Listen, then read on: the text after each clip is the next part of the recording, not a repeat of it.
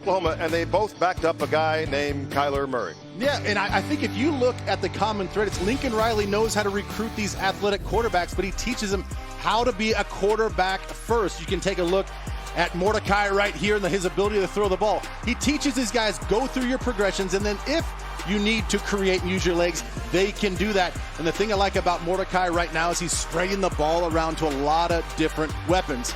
And then you got Austin Kendall on the other side. By way of West Virginia, comes in late, establishes his presence. He's one of those guys that will sit in the pocket as well, go through his progressions, but I believe he's a little bit more athletic than Mordecai, so you got to watch out for the quarterback run game from him. And of course, he's got his frequent flyer miles, again, at Oklahoma, then West Virginia. When Jalen Hurts came to OU, he said, I'm going to West Virginia. That didn't work out so well. He was ready to call it quits. 5 months in medical sales, and then brought back. All right, so that defense, by the way, at SMU, they got some things to work out. Yeah, he's going to have to watch out for this defense. They brought in Jim Leavitt, who's been around both the NFL and the college scene for a long time, and he's turned this defense around already in just a couple of games. 5 interceptions. That's the thing that sticks out to me. 6 total takeaways. That's top 5 in the nation. They're going to give up some yards, but they're going to take the ball away and prevent a lot of points. So the weather's going to be iffy. It's sunny, and then it's cloudy. We got some sprinkles early on. We'll see how this weather thing works out. I'm not a weatherman, but I play one on TV every once in a while, like right now. So we'll see how the weather works out. Of course, the coaches, Sonny Dykes, trying to get his Mustangs to 3-0. He coached here back in 2010 to 2012.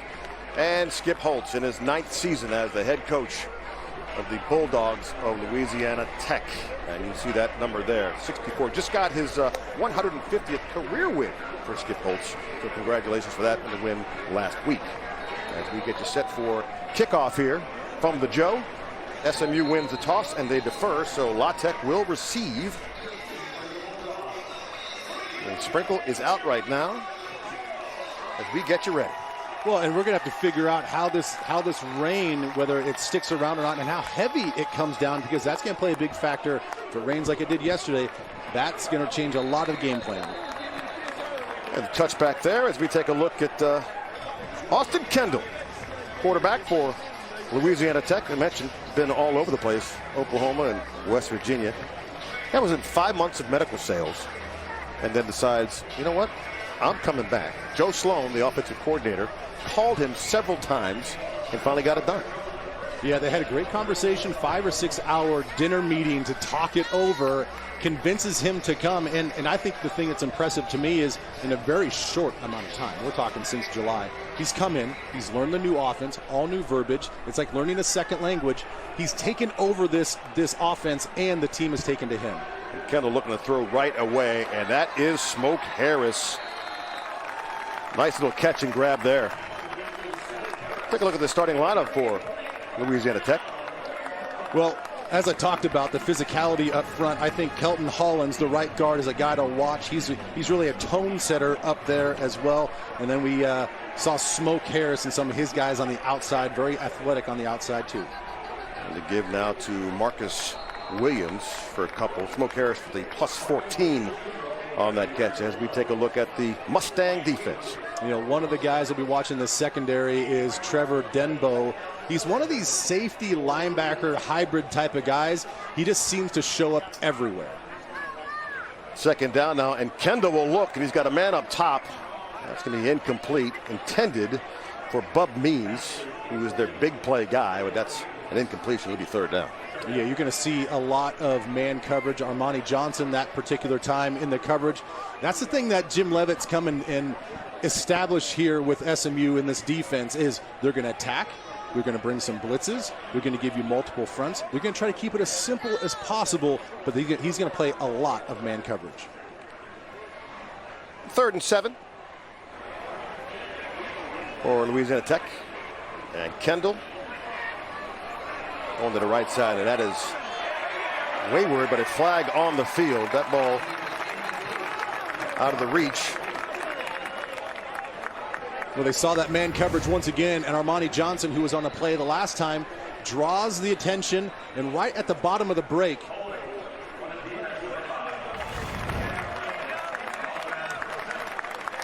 and you saw right as he came out of that little comeback route, Armani Johnson just give a little bit of a tug right there on the jersey, and they're going to call that every single time. I've heard that's illegal, but you would not know that being a linebacker. You got to be sneakier about it than that.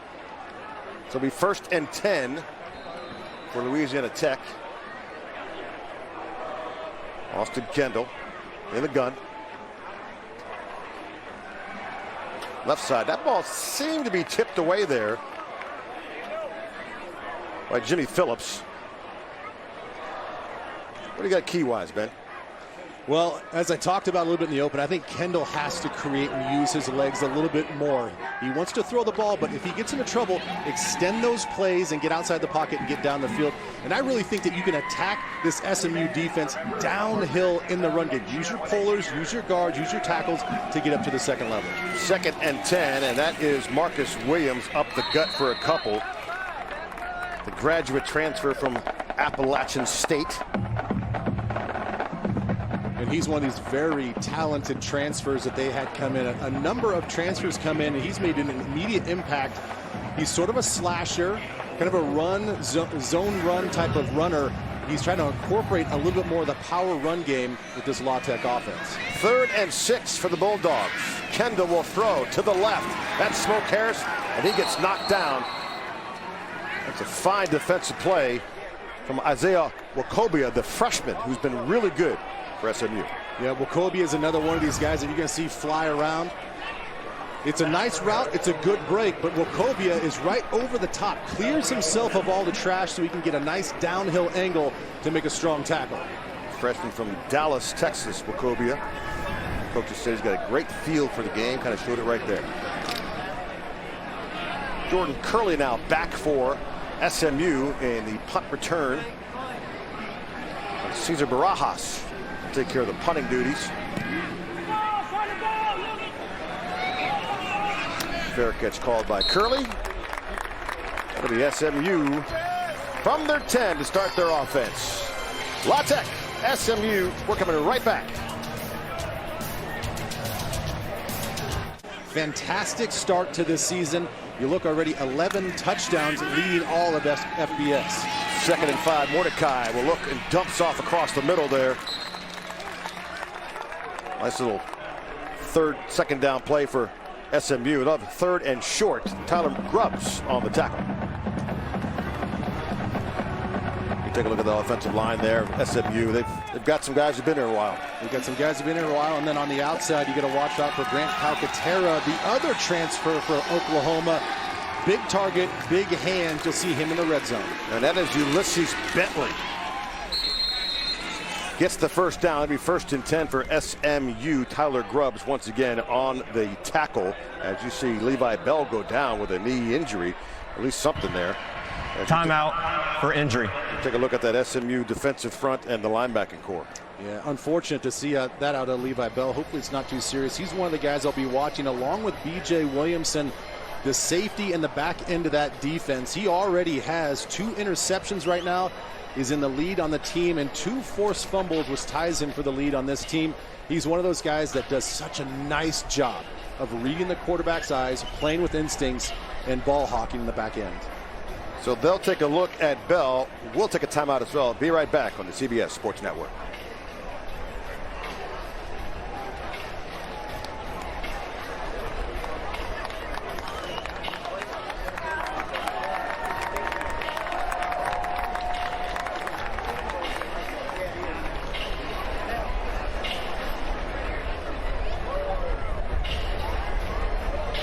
All right, you take a look now at one Levi Bell. That is a very concerning sight for Louisiana Tech. This guy you loved watching him on film.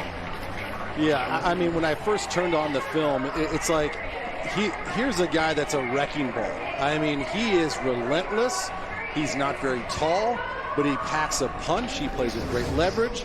He plays with violence. We'll take a look as he came in there to try to get in on the tackle, and it looked like the pile just sort of went right into his left knee as it was planted. So you saw the after effects of that, not putting any weight on that as he goes to the sideline.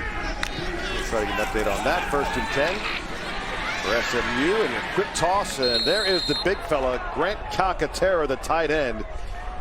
We documented him in the open. This is a guy who didn't play for 2 years, had concussion problems at Oklahoma, and was going to be a fireman, an EMT, 1 day away, and came back, and he's really been good.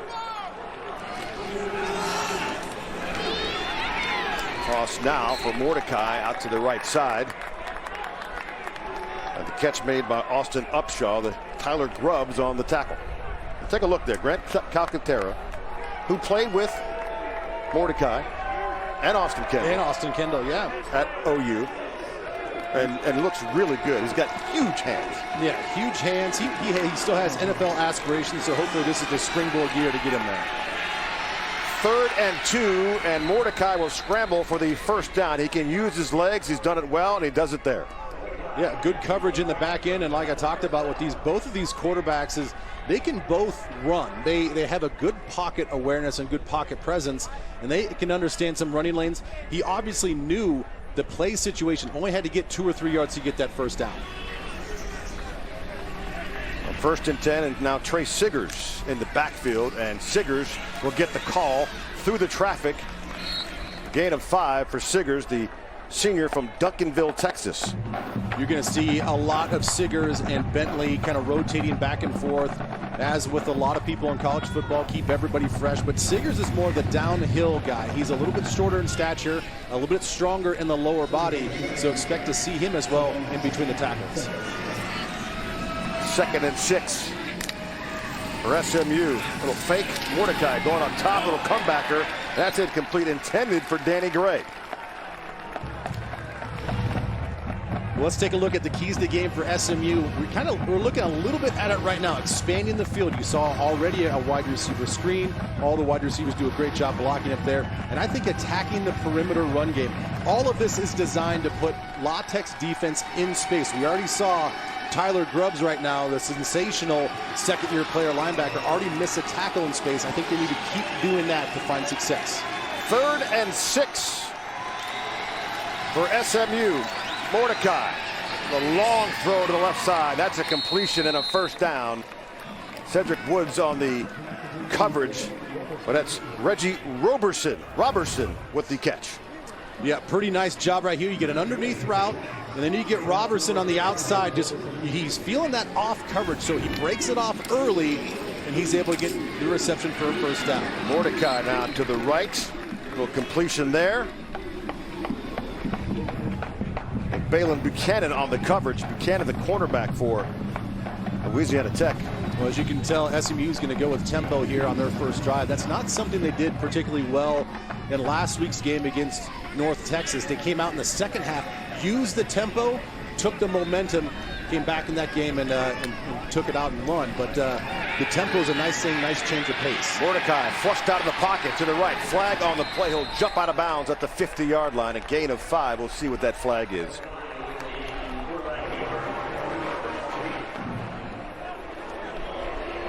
Tanner Mordecai leads the nation in touchdown passes with 11. Holding on the offense, number 71. 10-yard penalty from the previous spot. Still second down. Well, Jalen Thomas gets called for the hold. Jalen Thomas is right there, that left guard. He's just trying to do too much there. He had his guy. He saw the twist coming, and then he stuck his left hand out and had to hold on with his right hand and pulled a little too much jersey. 2nd and 18 for Mordecai now. He'll go up top. Got a man, but overthrows Jordan Curley. He had him, but the miss for Mordecai.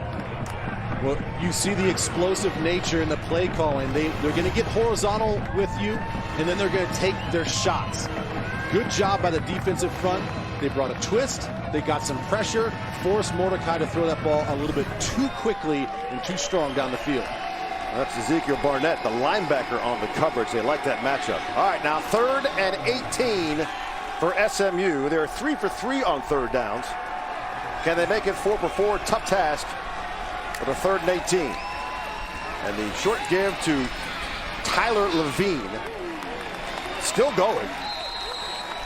Gets back to the 45-yard line. It'll be 4th down for SMU. Yeah, it's just one of those give-up plays. They know they don't have much in the arsenal and the playbook to pick up that many yards, so it's just a quick handoff to Levine. See if he can find some cheap yardage, get a little bit more field position as they punt this thing away. And your punter will be Brendan Hall. With Smoke Harris back. Louisiana Tech. Brendan Hall is 6'8". That's the largest punter I believe I've ever seen. Me too. They don't make him like that. The punt away. And Harris will call a fair catch at the 20-yard line. The 1st and 10 for Louisiana Tech. Early going here from Ruston, Louisiana at the Joe.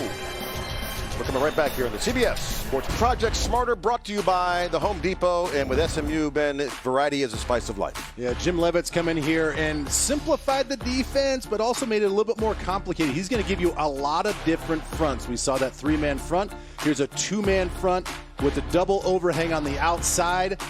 And then you're going to get down in the red zone and sometimes see the classic 3-man front, the 3-4 defense. And then he's going to throw a little bit of kind of double A-gap look there with your defensive tackles. But he does all of that, but maintains very simplistic coverages in the back end to let these guys play very fast. Leavitt, pleasure to talk to. He's been around the league and the pro ranks as well. Tech now starts from their own 21st and 10. Marcus Williams turns up for 3 yards. Williams, the senior graduate from Rocky Mount, North Carolina, transfer from App State. Delano Robinson on the tackle for SMU. Yeah, and I still think that that's sort of the play calling that they need to get back to. SMU is really good about getting sideline to sideline. The second level defense, their safeties, they can run those alleys. But I don't think that they've been really tested this year with the physicality up front in the middle of that defense. 2nd and 7. Williams gets the call again to the right side. Short gain there. There's Jim Leavitt, defensive coordinator. What did Sonny say to us? That's one of the few smart moves I've made in my life. Yeah. You know, some of the players we talked to, linebacker Shane Haley calls him a genius, and you kind of approached him with that. And he's like, no, I'm not a genius. But he has picked up a lot of things along the way. I think specifically with the 49ers and that group, he learned a lot how to play the 3-4 defense and implement a lot of those coverages. Kendall across the middle to Smoke Harris for the 1st down. Jahari Rogers on the tackle. You're going to see a pretty easy throw as Harris was lined up on the right side. Just runs a nice little dig route right in between the hashes. Perfect spot so where he could see the quarterback and Kendall could deliver. Smoke Harris, one of the captains on the squad. Greg Garner now in the backfield for Louisiana Tech. A little fake to him, and he'll go left. Kendall and just gets waylaid there. Nice defensive play from Brian Massey. The secondary right now, we saw that in the first series. They're just going to sit and wait for these guys to run all these short routes. And as long as they trigger at the right time, you see the end result. It's very little right after the catch, and you're going to send a message every single time if you impact like that and make contact. Smoke Harris for 3 catches here in the early going, and now up top, got a man. Kendall finds him, and that is Trey Harris for the touchdown. Nice fake over the top, little bow to the crowd, and Louisiana Tech on the board first. 62 yards. It's going to be a little bit of a play action, and he's just going to go right up the field, breaks that leverage, gets to the inside, perfect ball placement. Here's a guy that had a little bit of a hamstring issue in training camp. They brought him along pretty slowly, but I think right now, Chick, I think he's 100%. And Sam Westfall gets beaten there, the junior from St. George, Utah. Extra point now from Jacob Barnes. That one is through, and it's 7-0 in Louisiana Tech. So La Tech gets on the board. It's a deep shot down the field to Trey Harris. And right now he shows off the wheels, breaks the tackle, puts La Tech up 7-0. We'll be right back. The play 80-yard drive capped off with a 62-yarder, Ben. I want to show you guys this play action fold scheme that the offensive line does here. And then you're going to see Harris just beat the one-on-one man coverage. Watch the linebackers in the middle part of the defense. They all think it's run. And then you get the corner peeking just a little bit, thinking, oh, it's going to be a run play. Nope, Trey Harris knows exactly where he needs to go to beat the leverage. And then Austin Kendall delivers the perfect deep ball. And take a look at the number. These two like each other a lot, and there's for good reason. Well, they obviously have found a relationship on the field, and big-time playmaker. He feels very comfortable with him. This is not an offense that has a tight end, so you don't have that sort of outlet safety blanket, and I think Trey Harris is kind of taking over that role. All right, so the kick from the Louisiana Tech. Jordan Curley on the 4.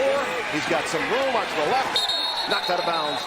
We'll call it at the 22-yard line. Khalil Ladler on the tackle. Kick your football Sunday off, right with Tops.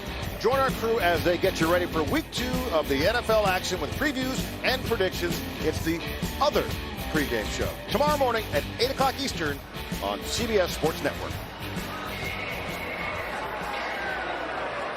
Lovely day here in Ruston. I've been here a few days. It was rainy the first couple of days, but the skies have cleared a little bit. Yeah, for this area of the country, it's perfect football weather, right? They don't mind the humidity, although I don't like it. I don't think we have a say in the matter. From the 22 now, SMU.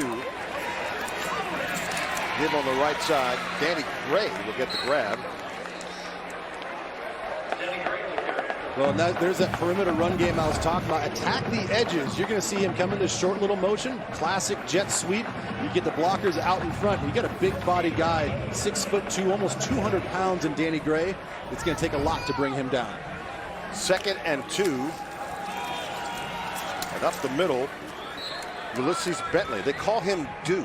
His nickname, I would figure with a name like Bentley, you'd have a different nickname. But his nickname something is maybe Dude. car related. Something, right? Well, it actually stemmed from a car. You know, back when he was 2 years old, we asked him, where'd you get Dude from? He's like, well, it's stuck in a car. My mom went to the grocery store. I got out. They lost me for 3 hours. They found me in the grocery store just hanging out. And she said, hey, at 2 years old, you can do anything. That's stuck. On 1st and 10, Mordecai with the completion. Trey Baldwin on the tackle. You know, the one thing I want to point out, when you watch Bentley run, he has a very unique, patient style of running. He kind of slithers and picks his spots. He might be in the hole in between the tackles, and he's not yet attacking because he's waiting for things to open up. And then once he does, he's got a great burst. 2nd and 7 now. Mordecai will look. He's got plenty of time. A little comebacker on the right sideline. Completion to Danny Gray. Cedric Woods on the tackle. Well, I love how Mordecai can patiently sit. You see his eyes look from the left part of the defense, and then he comes right back to the right side, snaps his eyes over, gets his feet set, and delivers a strike to Danny Gray.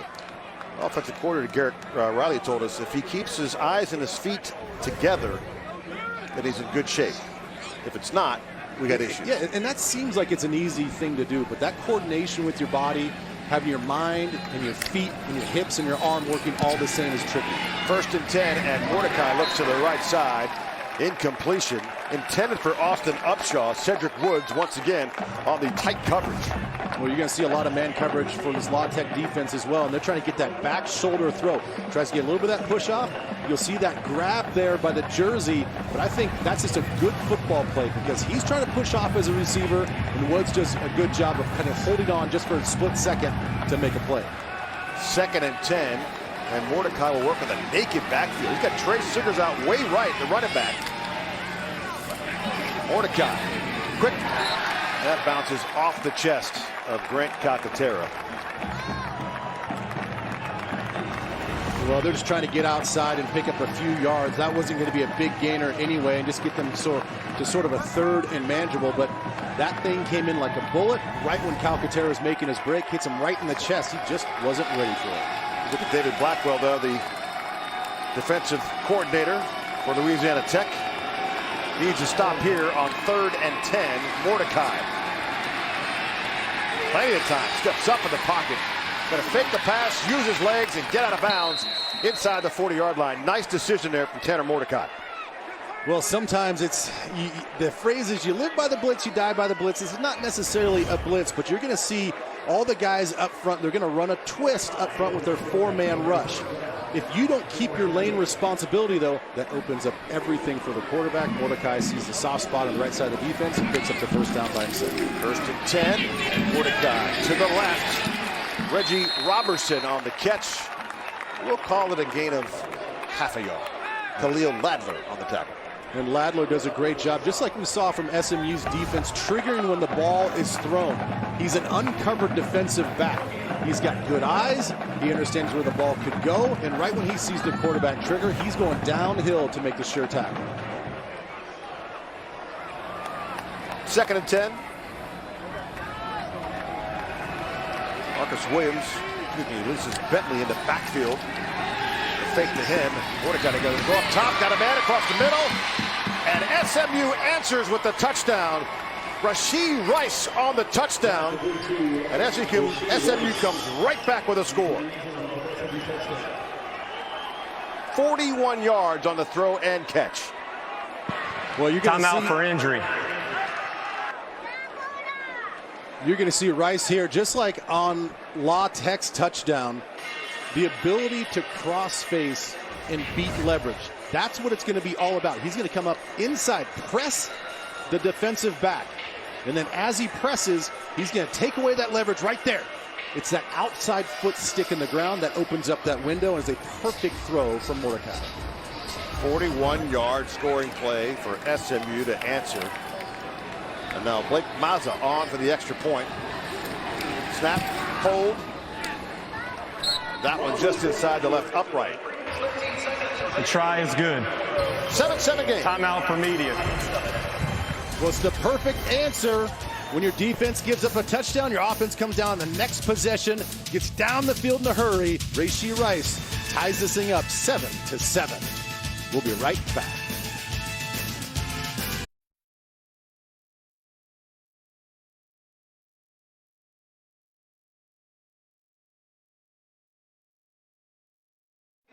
Let's take a look at our Dr. Pepper Fansville cam as you take a look at the crowd here in Ruston, Louisiana. Yeah, the fans are out because the fans are out literally and figuratively. The weather is a little musky. As you take a look at the crowd, they are just watched SMU come right back for a 41-yard touchdown. 9-play, 78-yard drive that took 3:04. Mordecai to Rashee Rice from 41 yards. We're all knotted up. We know we're going to see points today, and we are starting to see it here in this first quarter. Well, both teams have shown explosiveness before this game. They've come out and proved that they can be explosive versus each other. And the other thing I liked about Mordecai in that drive is his ability to use his legs to pick up a first down. The kick, the touchback. And so Louisiana Tech will get a chance to see if they can answer right back. There's Austin Kendall. Kickoff. Look at the comparison here. The two quarterbacks, both guys played at Oklahoma, as we said, back in 2018. Tanner Mordecai leading the country right now in touchdown passes. He's got one today to make it 12. 9 of 13 for 75. Austin Kendall get the job done as well. 4 for 8 for 92 and a touchdown. Well, I think both offensive coordinators are taking the same approach. Horizontal passing game, short, sweet, and then we're going to lull you to sleep a little bit, and then we're going to go for the big shot over the top. Louisiana Tech now. Greg Garner on the carry. He'll get 2. Don't call it 3. Greg Garner, the junior out of Euless, Texas. He had 3 touchdowns last week versus Southeastern Louisiana. He came into the year with 2 total in his career. 2nd and 7. Garner remains in the backfield. Kendall goes left side and finds nobody. It was intended for Bub Means, but there's a miscommunication there because Means looked like he was blocking. It was almost more towards his left guard. Yeah, and I almost feel like they set their formation wrong because it looks like to me that Bub Means was going to be the primary blocker out there. They're missing either the running back or number 2 receiver that was supposed to step back, wait for the offensive line to get out there on the screen pass, but there was just nobody there. And Bub Means will limp off the field and be seen. 3rd down now. Kendall gets knocked down. Nice defensive play by Nelson Paul, the defensive end, the junior out of Bunnell, Florida. It'll be 4th down, Louisiana Tech. You're going to see Paul just working the left tackle here. He's been working that edge. Does a nice job of clearing his hands, clearing his body, and getting to Austin Kendall just a half a step too late. That could have been a sack fumble. So, Louisiana Tech will punt. Cesar Barajas, your punter. And back for SMU is Jordan Curley. And that kick was short, now bounding inside the 40-yard line and past the 35. And that'll be down at the 32-yard line. Tomorrow, it's an NFL on CBS doubleheader in early action. The Raiders clash with the Steelers, while others will see the Patriots meet the Jets. Then, it's a showdown out west with Justin Herbert and the high-octane Chargers offense taking on Dak and the Cowboys. Get set for the day beginning at noon Eastern with JB and the guys on the NFL Today. That's all tomorrow on CBS. I'm not sure if you're the offensive coordinator of the Cowboys, you want that kind of mix and match, right? I think there was a lot of people that were upset when they watched that game, and at the end of it, they're like, what, Zeke only gets 11 touches, 11 rushing attempts? I think that'll change. You can't put that much pressure on the passing game in Dak Prescott. I think they realize that. They'll make the changes in week 2. So 1st and 10 for SMU, and Ulysses Bentley up the middle. Turns out a good 6 yards. I saw more of Ezekiel on Hard Knocks than I did in the game last year. That's right. Again, I think there's a lot of upset Cowboy fans out there and fantasy owner fans. 2nd and 3, and Bentley takes a knock and just keeps on going. Bounces to the outside. That's a strong run from Ulysses Bentley. Check out the physicality of Bentley. Not one. You're going to see the initial contact. Get off me. Now the stiff arm, get off me. And then he goes to the 3rd time back to the well, and then he goes out of bounds. But he is a hard guy to bring down. He can slither through the holes, and he can show you some power as well. Roderick Calhoun looking for the license plate on that one. Plenty of time for Mordecai. And up on the right side will make the pass and completion to Danny Gray. It'll be 1st down, SMU. I think Mordecai was expecting a little bit more of a man coverage look. Rashee Rice, who had the touchdown, he's going to come over the top, and that's where he's looking to throw this football. But you're going to see a safety sitting right over the top. He's going to cover him up, and there's no place to go with the ball but check it down. 1st and 10, Mordecai across the middle. Nice throw and catch. That completion to Austin Upshaw. That'll be a gain of 4. Balin Buchanan on the tackle.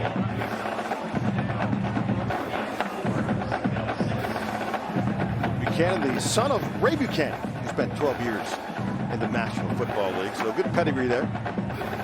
I'm sure he's coached him up, tell him exactly how to approach the game, kind of how to be a pro, take it like and treat it like a job, even though you've got some school to worry about as well. 2nd and 6. For SMU, Mordecai on the give, up the middle. That's Trey Siggers. And Siggers will turn for a yard. It'll be 3rd and 5. The tackle made by Michael Clark. Yeah, Michael Clark is going to come off the offensive right side, basically unblocked, and they weren't expecting him to be there in that particular run play. He just tracks the ball down, makes a play in the backfield. Siggers remains in the backfield for SMU. 3rd and 4, and Siggers gets the give up the left side. That'll be a 1st down for SMU. A really nice job. That is the end of the 1st quarter. By the offensive line on the left side, Cameron Irvin at left guard, who's going to rotate in there every once in a while. But there it is. It's a little bit of a shootout, 7-7. Big plays by the offense on both sides. We'll come right back with SMU. The tie ball game here as we enter the 2nd quarter of play from Ruston, Louisiana, SMU and La Tech. Let's take a look at our Dr. Pepper Fansville cam. And the fans are out. Oh yeah, tailgating. We missed that, by the way. You got to work. Did you smell that? I can smell it. Got to the stadium, I was like, oh, this is college football. People are tailgating. You could smell it. I love it. Beautiful day here. I thought it was your cologne at first, and then I realized it was burgers. Nothing wrong with that. It's not a bad cologne. No, it's not. Yeah, a little char to my cologne. I like that. Tyler Levine in the backfield. And Mordecai looking to throw again. Backpedaling, makes the throw. And that is Grant Calcaterra out of bounds at the 5-yard line. Great throw and catch. That is now 5 for his last 5 for Tanner Mordecai. Well, great job up front by the offensive line once again providing that protection, because that was a long developing play, and Calcaterra was not his primary read, but he bought a little bit of time by floating in the backfield, waited for Calcaterra to break to the outside, and that was a perfect strike to where only Grant could catch it. 23 yards on the completion now. 1st and 10 from the 7. And Trey Siggers will turn for a couple, get inside the 5, down to the 4-yard line. Well, like we mentioned as well, this is Calcaterra gets him down there, but this is the perfect spot to use his big body. So he's 6'5", 200, almost 250 pounds. He can move. He's deceptively fast, and he has a lot of range with his long arms, big hands, and his leaping ability. 2nd and goal from the 4. And Siggers gets the ball again. This one down inside the 2-yard line. Siggers, a little workhorse here on this series. Well, they're just trying to mash this ball on the inside, saying, hey, we don't have a few yards to go. We trust our guys up front to be better and more physical than La Tech's defensive line. But I got to tell you what, defensive line for La Tech is standing up right now. They're not giving an inch. Tyler Levine in the backfield now on 3rd and goal from the 2. Levine on the give, goes left side, can't quite get in. That's a nice stand here for Louisiana Tech. So you make the call, Coach. You go for it or not?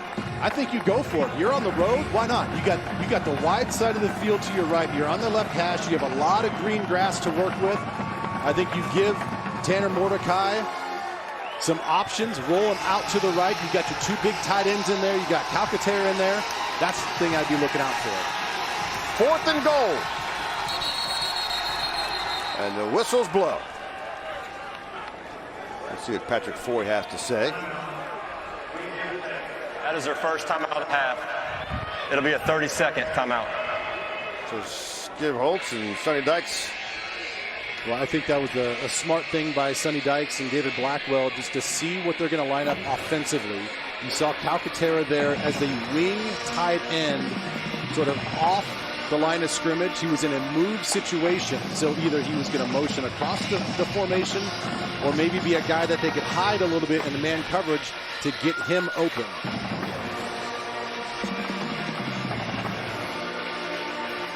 And we'll see what the decision is here on a 4th and goal. Who's going to get the call?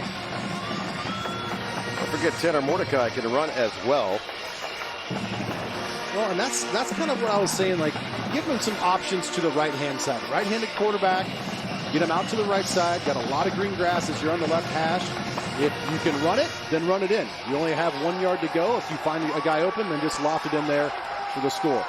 They brought the big fella back in. Ulysses Bentley the 4th. 5'11", 197. 4th and goal. Motion man, Mordecai, the give to Bentley. And he's not going to get in. That's a nice goal line stand from Louisiana Tech on their home turf. Well, that's a huge stop. I mean, I don't want to say, and I want to minimize or diminish how big of a stop that was. They were trying to come in and establish their physicality up front, but La Tech's defensive line said, no, not in our house. So we're going to have our backs up against the end zone, and you're going to pound this thing in. Fantastic job by the Bulldogs defense to stop SMU.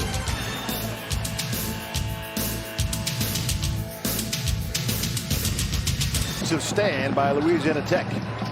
Well, I'll show you what SMU is trying to do. Here's Calcaterra. They're going to try to get him after the snap to go this way. They want to pull these linebackers and think that it's something to their right. But those guys go right downhill. Nobody's fooled. Defensive line, they get up front. They get vertical. That's their only job. They beat their man at the point of attack. They don't fall for the banana in the tailpipe. And they get the stop that they need. And again, that's a huge stop, because we'll show you here in a second how poor they have been in the red zone.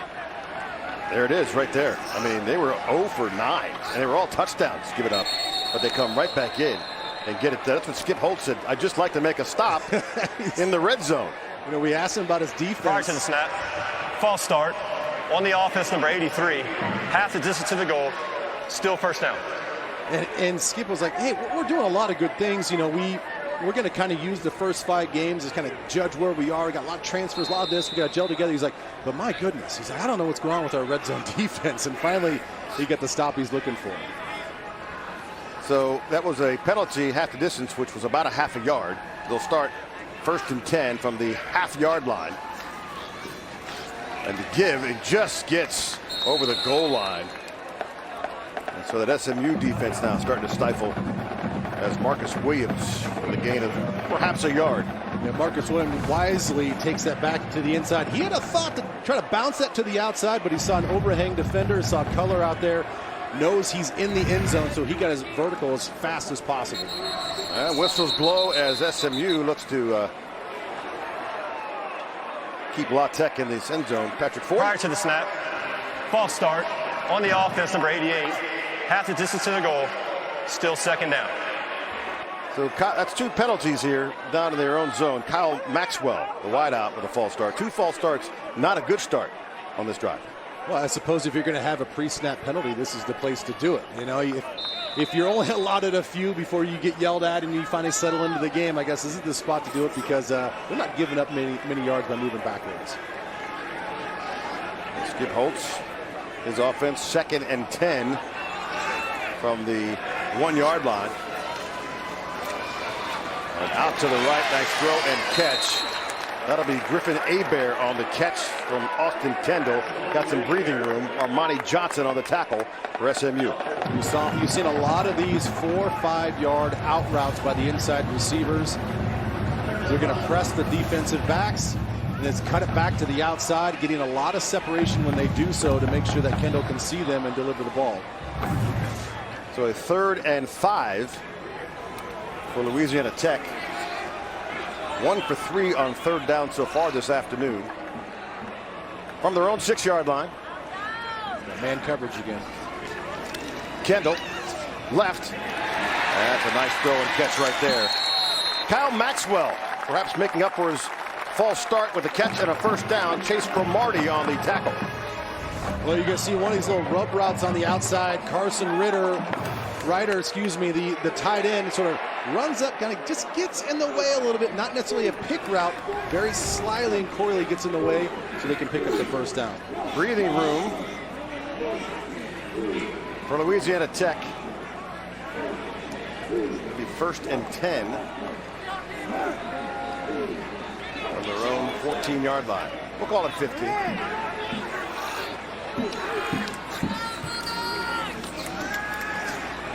Kendall looking to throw across the middle. Got a man once again. There's the big fella.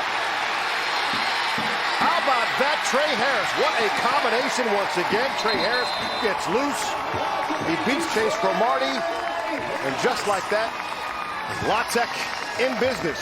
The flag on the play, it looks like it may go towards or against Louisiana Tech. An eligible man downfield on the offense, number 68. 5-yard penalty. Replay the down. So Dakota White, the backup left tackle. Oh boy, that's a backbreaker. Well, there is some leeway on these play-action little ride plays in college football, more so than in the NFL. But you're going to see him there on the right side. I don't see it. It was the cell jump. I actually think that they may have gotten the wrong number. It looked like Abraham Delphin, the center, was more up the field than Dakota White.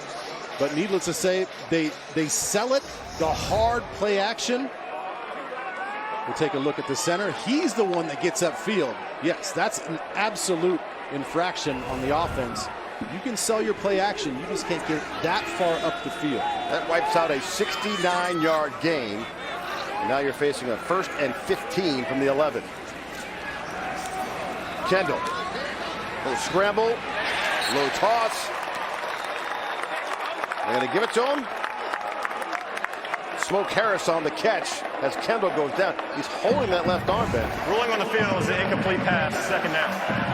Let's take a look at it here. It looks like to me that Smoke Harris has his arms underneath it. We'll take a look at the hit at the end of the play. Not much to it. Is it a catch or not? Here's the three-level route. Austin Kendall has three different options: a short, an intermediate, and a deep pass. He chooses the intermediate The ruling pass. on the field of an incomplete pass is under further review. He gets the ball out there to Smoke Harris. And I don't know about you, Chick, but the replay that we saw, he had both hands underneath. And unless they see something else on replay, I think this is going to be a catch. And the question is it without a doubt? Because they ruled incompletion for Smoke Harris. He says, I caught that ball. Arms underneath. That's the initial catch. Are they going to say that the ball's kind of... I think... I don't know, to me, I don't see how you can say he didn't catch that ball. It's ruled incomplete. Smoke Harris looking for the catch. Let's take another look at this. We've got angle after angle. I think what you're going to try to look for is, as he makes the catch, does the ball go further in between the cradle and touch the ground? And does the ground help him make the catch? I don't think so. Yeah. And this is a linebacker talking, folks. Giving it to the offensive player. I got to call it fairly. Now, don't get me started on some defensive pass interference. Hopefully we don't have one of those, because I don't want to have to lose it here. But as far as this being a catch, to me, that's a catch. And if it's ruled a catch, Smoke Harris will have his fourth catch of the day. After review, the call on the field stands. Incomplete pass, second down. So Ben Lieber 0 for 1. That's all right.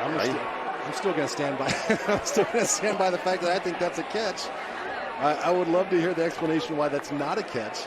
And it could be one of those things where if they had ruled it on the field a catch and it was challenged, they just didn't have enough evidence to overturn it, and maybe that's the case here. Not definitive enough to overturn the call. Well, no catch for Smoke Harris. It'll be 2nd and 15 for La Tech. Kendall going to go up top on the left side. Nice throw. Good route. Boy, he just has so much poise and patience back there that, that's the one thing that we were talking to Joe Sloan about, the offensive coordinator. And he's like, he just needs to slow down a bit. Sometimes he's a little too quick with his progressions in his eyes, but I think he's kind of dialed in right now. He's settled down, making the right reads. He's getting his feet right and delivering the ball where it's supposed to go. 14-yard gain to Sam Emilus for 1st and 10, and Marcus Williams will churn for about 5. Under Cox on the tackle. Yeah, I'll take this matchup all day long. You got a very talented running back. You get a physical offensive line. They have to pick up 1 yard. There's one guy to miss as a defensive end. No chance he's going to make an arm tackle on Marcus Williams. 1st and 10 from the 30. Up the gut, Marcus Williams. Get a couple. Mike Williams, the nose tackle, on the tackle. You can see Louisiana Tech trying to go up tempo, but the referee is holding up with it. Hold on, which is upsetting Austin Kendall just a little bit. Well, when you substitute guys in, you have to give the defense a chance to substitute in as well. I'm glad they made that change to college football, because that's very unfair that they are allowed to do that. And so I understand that he wants to have tempo, but maybe just blame your offensive coordinator for switching guys in and out. 2nd and 8, and Kendall up top in the middle, and nice catch. How about that? So Smoke Harris gets his catch back down at the 50-yard line. The tackle by Isaiah Wacobia. That's a gain of 17. We're going to see a blitz over the top of this defense. Great pickup by the offensive line, buys the time, and good adjustment by Kendall as well, because Smoke Harris is not a tall guy, so you have to keep that in mind as you're throwing the ball in that tight coverage. Smoke is 5'6". Kendall avoids the tackle and then just tosses it away. And the pressure put on by DeVere Levels. There's no foul for intentional grounding. Number 5 was in the area. Well, one thing that we watched on that contested catch by Smoke Harris a few plays ago is the left shoulder of Austin Kendall. You can see that brace that he's got on right now. He was holding that as he took a shot.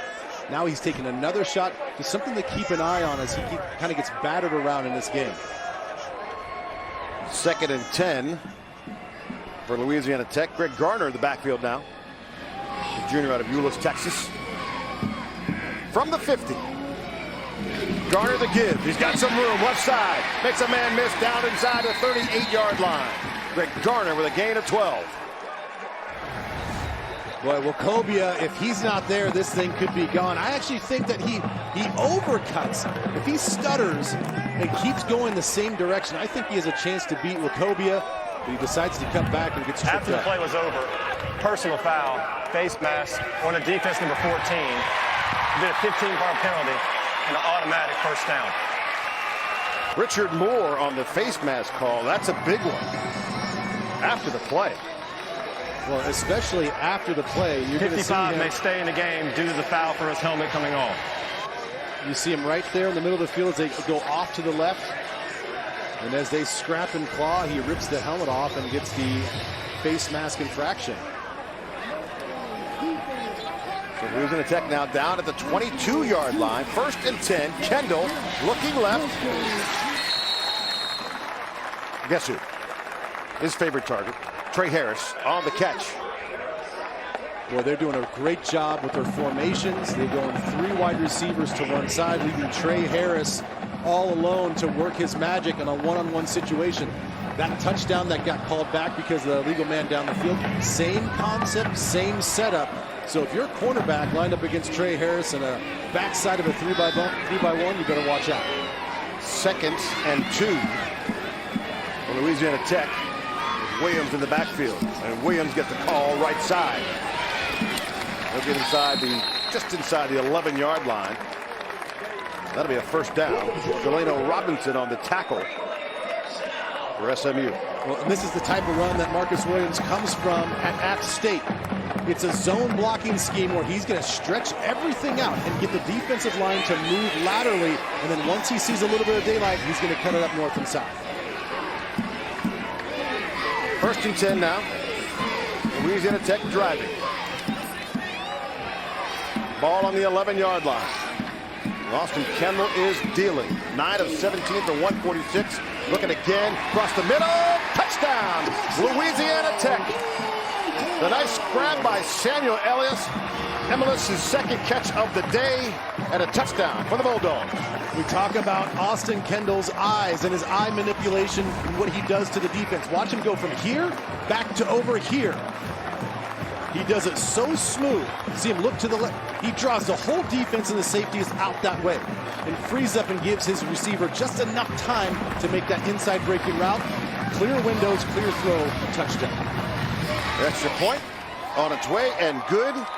And Louisiana Tech 13-play drive, 99 yards. And Sam Elamis with his first touchdown of his Bulldog career, 2nd catch of the day. And Louisiana Tech on top of SMU, 14-7. Answer 2 penalties inside their 1-yard line. 13-play, 99-yard drive, and Austin Kendall is heating up. Well, he's absolutely heating up, and when we talked about him sort of settling down and using his feet and his arm and his hands and his eyes working all together, you can see it now. He knows exactly where to go with the ball. He's thinking before he needs to throw. He's playing proactive football, and he is playing very, very fast mentally. I've loved everything that he's doing with his eyes, everything that he's doing with his ability to manipulate the defense and the safeties and give himself those clear throwing lanes. Kendall, 6 of 8 for 65 yards on that drive. That comes off the goal line stand, so great feeding off your defensive front to get that done. Yeah, that's basically a turnover. You know, anytime you can turn the tides of getting a 4th down stop in your own red zone, then you can drive 99 yards down. That's huge for the momentum of this game. The kick, fair catch call, which means the ball comes out to the 25. Trey Siggs makes that fair catch. All right, so step up with Werner Ladder and help football coaches find a cure for Duchenne muscular dystrophy. Visit CoachToCureMD.org. Beautiful day here in Ruston, Louisiana, and we got some offense and defense taking part here. As Louisiana Tech comes out, and after that goal line stand goes right down the field. You get 2 penalties inside your 1. You think it's not good, but boy, they really answered. Well, and this is sort of typical what SMU has done. They're a little slow to start in the first quarter of all their games, and then they sort of heat up as they go. Let's see what sort of adjustments they make on this series. 1st and 10 from the 25. Mordecai out to the right. That is Ulysses Bentley. A little swing pass there for the big fella. Well, and that could be the adjustment that we see right there, is not just to hand the ball off to Bentley, but to get him involved in the passing game. He's a great pass catcher. They said he's one of the best pass catchers on this offense. Let's see if they get him out a little bit more in the flats and down the field in the passing game. A gain of 6. And Mordecai now to the left. And he's got a flanker out of the left side. Works his way for the first down. Reggie Robertson on the catch.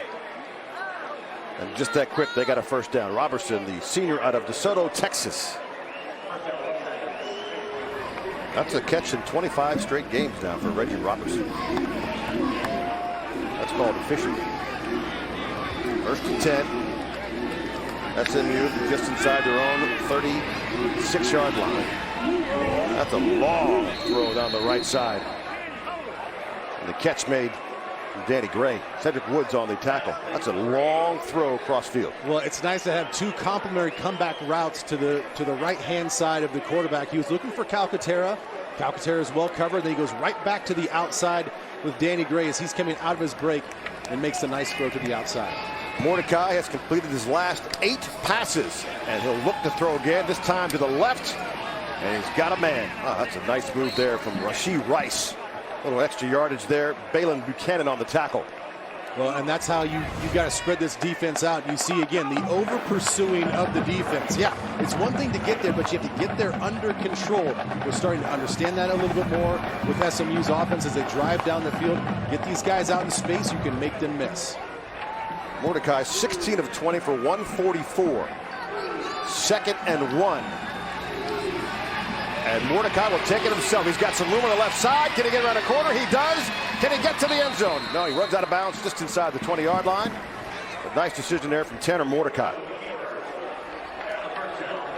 Well, it's not a great block, but you're going to see this block by Bentley out here to your right-hand side. He just gets just enough in the way of the defender to where he can cut off and get to the sideline and show off a little bit of those wheels that Tanner Mordecai has. Plus 20 yards for Tanner Mordecai. Mordecai now 3 carries for 35 yards. And he will throw again. He's got Marcus Williams on the left side. Oh, that's a nice defensive play.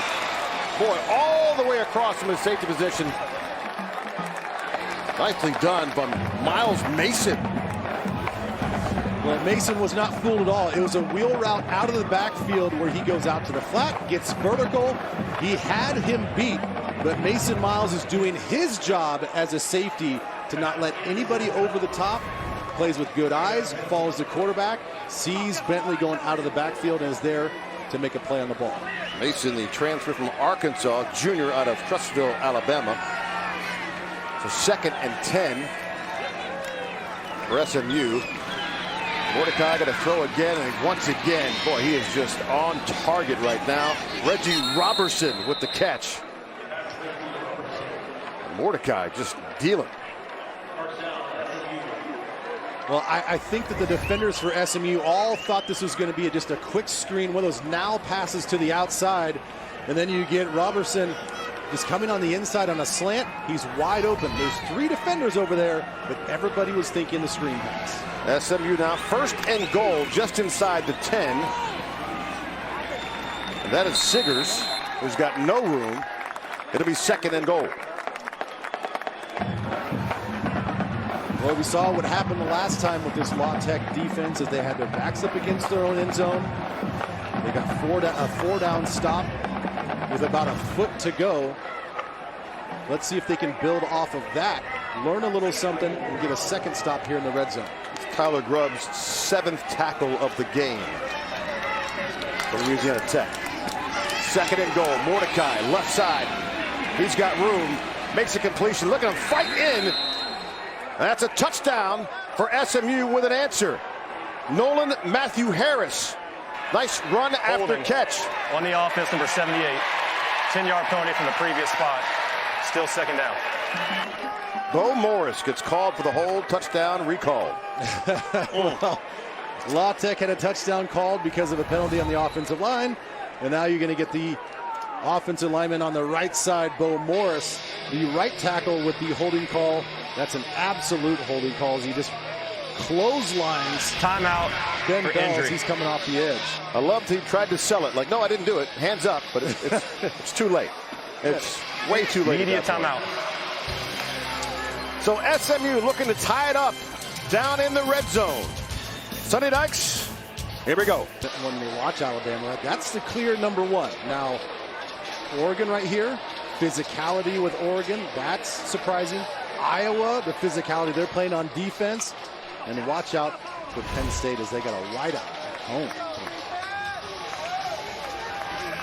All right, so we got a 2nd and 17 for SMU. Trey Siggers in the backfield after the penalty. Mordecai going to go up top. Little push. Did they call it in? We're waiting. And now the call. Touchdown for Danny Gray. Took a while for the referee to make the decision, but they call it a touchdown. It's a one-on-one situation. Danny Graves is lined up to the right. All he's got to do is beat his man and get one step. That's all he's asking for. Get one step. And Mordecai is going to deliver it right to the back of the end zone. Great extension, terrific footwork to get both feet in and a toe drag. The toe drag was big as Danny Gray gets the touchdown. That is his 4th of the season from 17 yards out. Blake Mazza now on for the extra point. Referee waiting.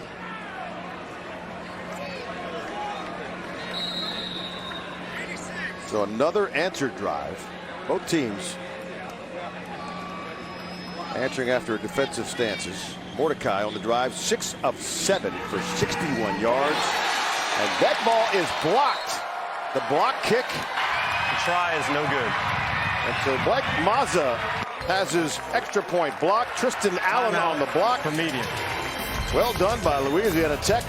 We're not quite tied up. It's 14-13 Louisiana Tech, but a big special teams play by Louisiana Tech.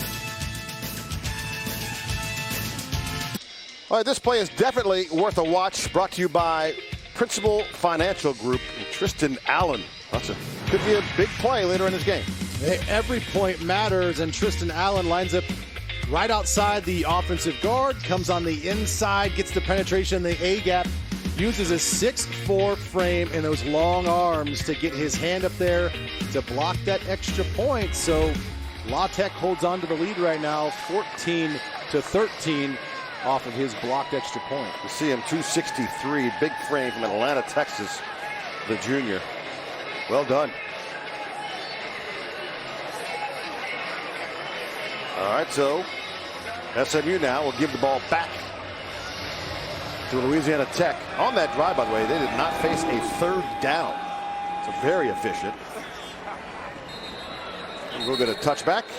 Maybe 1st and 10 from the 25 for Louisiana Tech. Coming up at the halftime report, powered by Ram Trucks, Brett Stover, Houston Nutt, and Kevin Carter. We got scores and highlights, the latest news from around the country. That's coming up on the halftime report, powered by Ram Trucks. Let's check in with the quarterbacks here, Ben Lieber and the Oklahoma dudes, who now are carrying their own squads and very, very good. We thought this would be the case. I mean, they're both playing efficient. I think they both are doing a tremendous job with the ball placement. You know, there are some incompletes, but both defenses are pretty good. Look at that. 2 touchdowns, taking care of the football, no interceptions. It is a back and forth between 2 buddies and 2 teammates. So it's Austin Kendall's turn now for Louisiana Tech. And flags thrown. Back to the quarterbacks for a second. Mordecai, that's 11 completions in his last 12 passes. And that's the kind of thing where you look at him and go, okay, that's... Ball start on the offense. Number 72, 5-yard penalty. Repeat 1st down. Samuel Williams does not want to get his name called, but he will right now, as I say. Samuel Williams on the false start. Yeah, no offensive lineman wants their name called. Usually we're pointing out some sort of foul or penalty that they've just executed. It'll be 1st and 15 from the 20.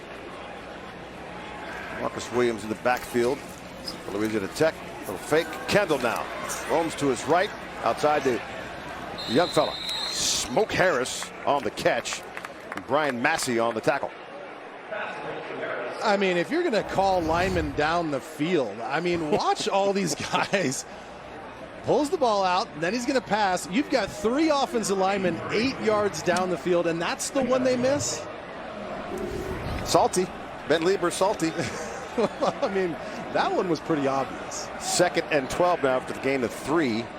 Kendall out of the gun and just gets walloped. That's going to be a fumble.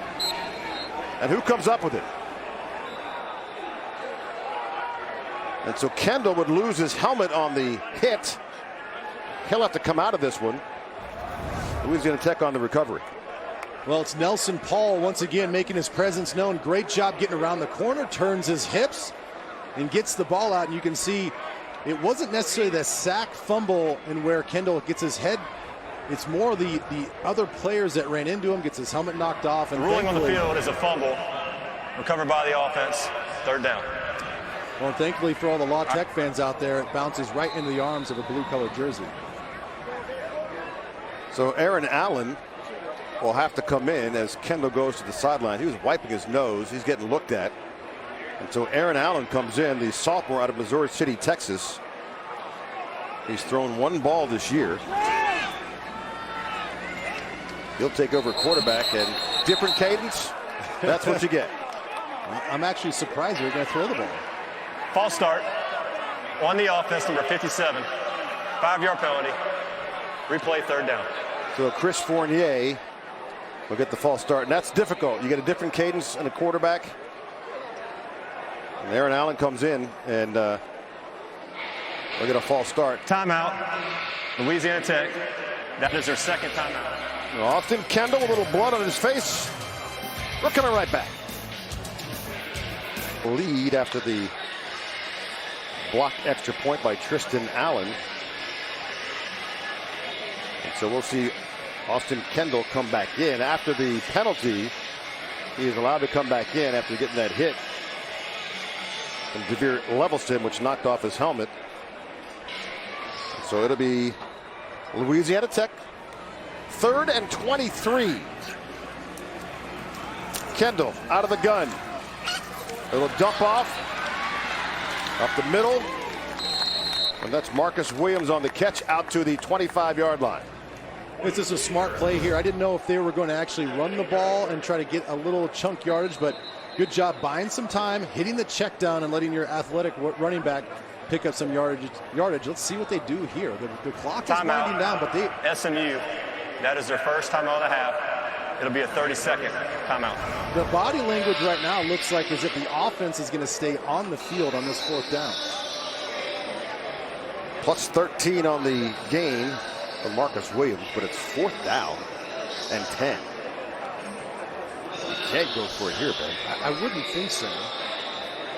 You're at your own 25-yard line. Yeah, they're pulling the offensive lineman off the field now. But the way they sort of lingered on the field, I didn't know if they had a double call on the offensive play calling that, hey, if we get whatever yardage, we're going to go right back with another call, but we're seeing the punting unit come out now. So on the punt will be Cesar Barajas. And back for SMU will be Jordan Curley, the sophomore out of Austin, Texas. He'll transfer from Arizona State. Curley averages 5 yards a return. Barajas punts from his own 14. This one end over end. Curley takes it up the middle. And a quick knockdown. He gets out to the 43-yard line. That's where SMU will start. Let's take a look at Tanner Mordecai. He's had a fantastic game as well. This is the 3rd down pickup that he uses his legs to extend that last drive. And then, again, using his eyes to manipulate the defense. It has a nice touchdown strike to the right-hand side. And again, the ball placement and touch down the field has been awfully impressive today as well. Well, take a look at what he's done You know, he loves between the hash and middle of the field. If you're a defensive coordinator, you know this, but you just can't stop him right now. Yeah, it's one of those things where you might know these statistics, but as the game goes on, you can't always just defend between the hashes. That's where he likes to take advantage of all these plays. Tanner Mordecai across the middle, got a man. Extra yards. Rashee Rice on the catch. And quickly they move up the field. And where was that? A little dig route right in between the hashes. Gain of 16, first down on the 39-yard line of Louisiana Tech. Little give to Trey Siggers on the left side. 1:54 to go here in this second quarter. Tyler Grubbs on the tackle. Tyler Grubbs, by the way, there's a guy who last year was a fourth stringer and ended up starting all 10 games and being all-conference second team. What a great story for Louisiana Tech. A freshman out of New Orleans. 2nd and 7. Mordecai. Little dump across the middle. Siggers catches, extra yards. Well, yards after catch for Trey Siggers are huge for SMU. Khalil Ladler on the tackle. Yeah, and there should be no panic by the offense right now. If you're Garrett Riley, you have all the time in the world. You're already knocking on the door of the red zone. You can sort of just see what the defense is going to give you. Make sure that your offense is lined up. Make sure everybody's comfortable because you have time and field of possession on your side. Gain of 13, 1st and 10 from the 23. Pressure, ball knocked away. Are they going to call that a fumble or incomplete pass? I believe that's going The to be ruling on the field pass. is an incomplete pass. Incomplete pass. 2nd down. And it's a blitz, and Keevy Rose gets free up the middle. They bring more than they can block. He beats his defender, and you can see the arm does come forward. That ball's still in his hand right at the point of contact. Good call by the officials to rule that an incomplete pass. Rose, 6'3", 301, the redshirt freshman from Henderson, Texas now. 2nd and 10 from the 24. Mordecai, left side. And Ulysses Bentley, who they told us yesterday, hey, by the way, he can catch. Well, yes, Ulysses Bentley can catch. No, he absolutely can catch. We saw in the last series, they hit him on the very first play as he snuck out of the backfield, a little flare route to the flat, and then later on as they got close to the red zone, they tried a wheel route, tried to hit him in the end zone, but a great play by the safety for La Tech. So absolutely they're going to try to get him more involved in the passing game. 3rd and 5, 56 seconds left here in this first half for SMU, trying to get back on the scoreboard and retake the lead. Mordecai in the shotgun. Bentley behind him. Grant Calcaterra, the big tight end, down inside the 12-yard line.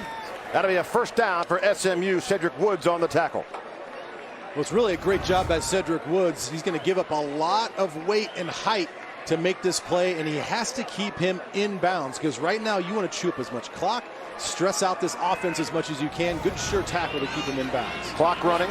1st and 10 from the 11. Up the middle. Bentley. Bentley inside the 10-yard line. The tackle by DJ Jackson. Timeout. SMU. That is their 2nd timeout of the half. That'll be a 30-second timeout. So they call the time with 36 seconds to go.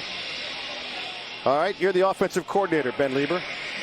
Well, if I'm watching and obviously looking at the totality of this game, running the football in this situation, you had your opportunities. La Tech's defense beat your guys and won the battle up front and got that big stop a few series ago in the similar situation. I think you got to go with the hot hand. You got to go with Tanner Mordecai. You got to put the ball in his hands to throw the ball. You found some mismatches with Danny Gray earlier in a one-on-one situation. So you have that in your pocket. And again, Grant Calcaterra being a 6'5" rangy tight end, you could look for him as well. And right now, Calcaterra is lined up on the outside, singled up against a smaller defensive back. Trey Siggers and Levine back in the backfield. Mordecai gives to Siggers on the left side. He'll get down inside the 7-yard line. Tyler Grubbs once again on the tackle. Timeout. SMU. That is our final timeout of the half. It'll be a 30-second timeout. So 31 seconds to go. No timeouts and you got a 3rd and 5. Kind of surprised they went with that play. You know, I wonder if they're just trying to set up in that offensive formation with Calcaterra on the right to see who is going to line up against him, because they keep trying to go back to this well thinking, hey, we're going to pound this ball in the inside.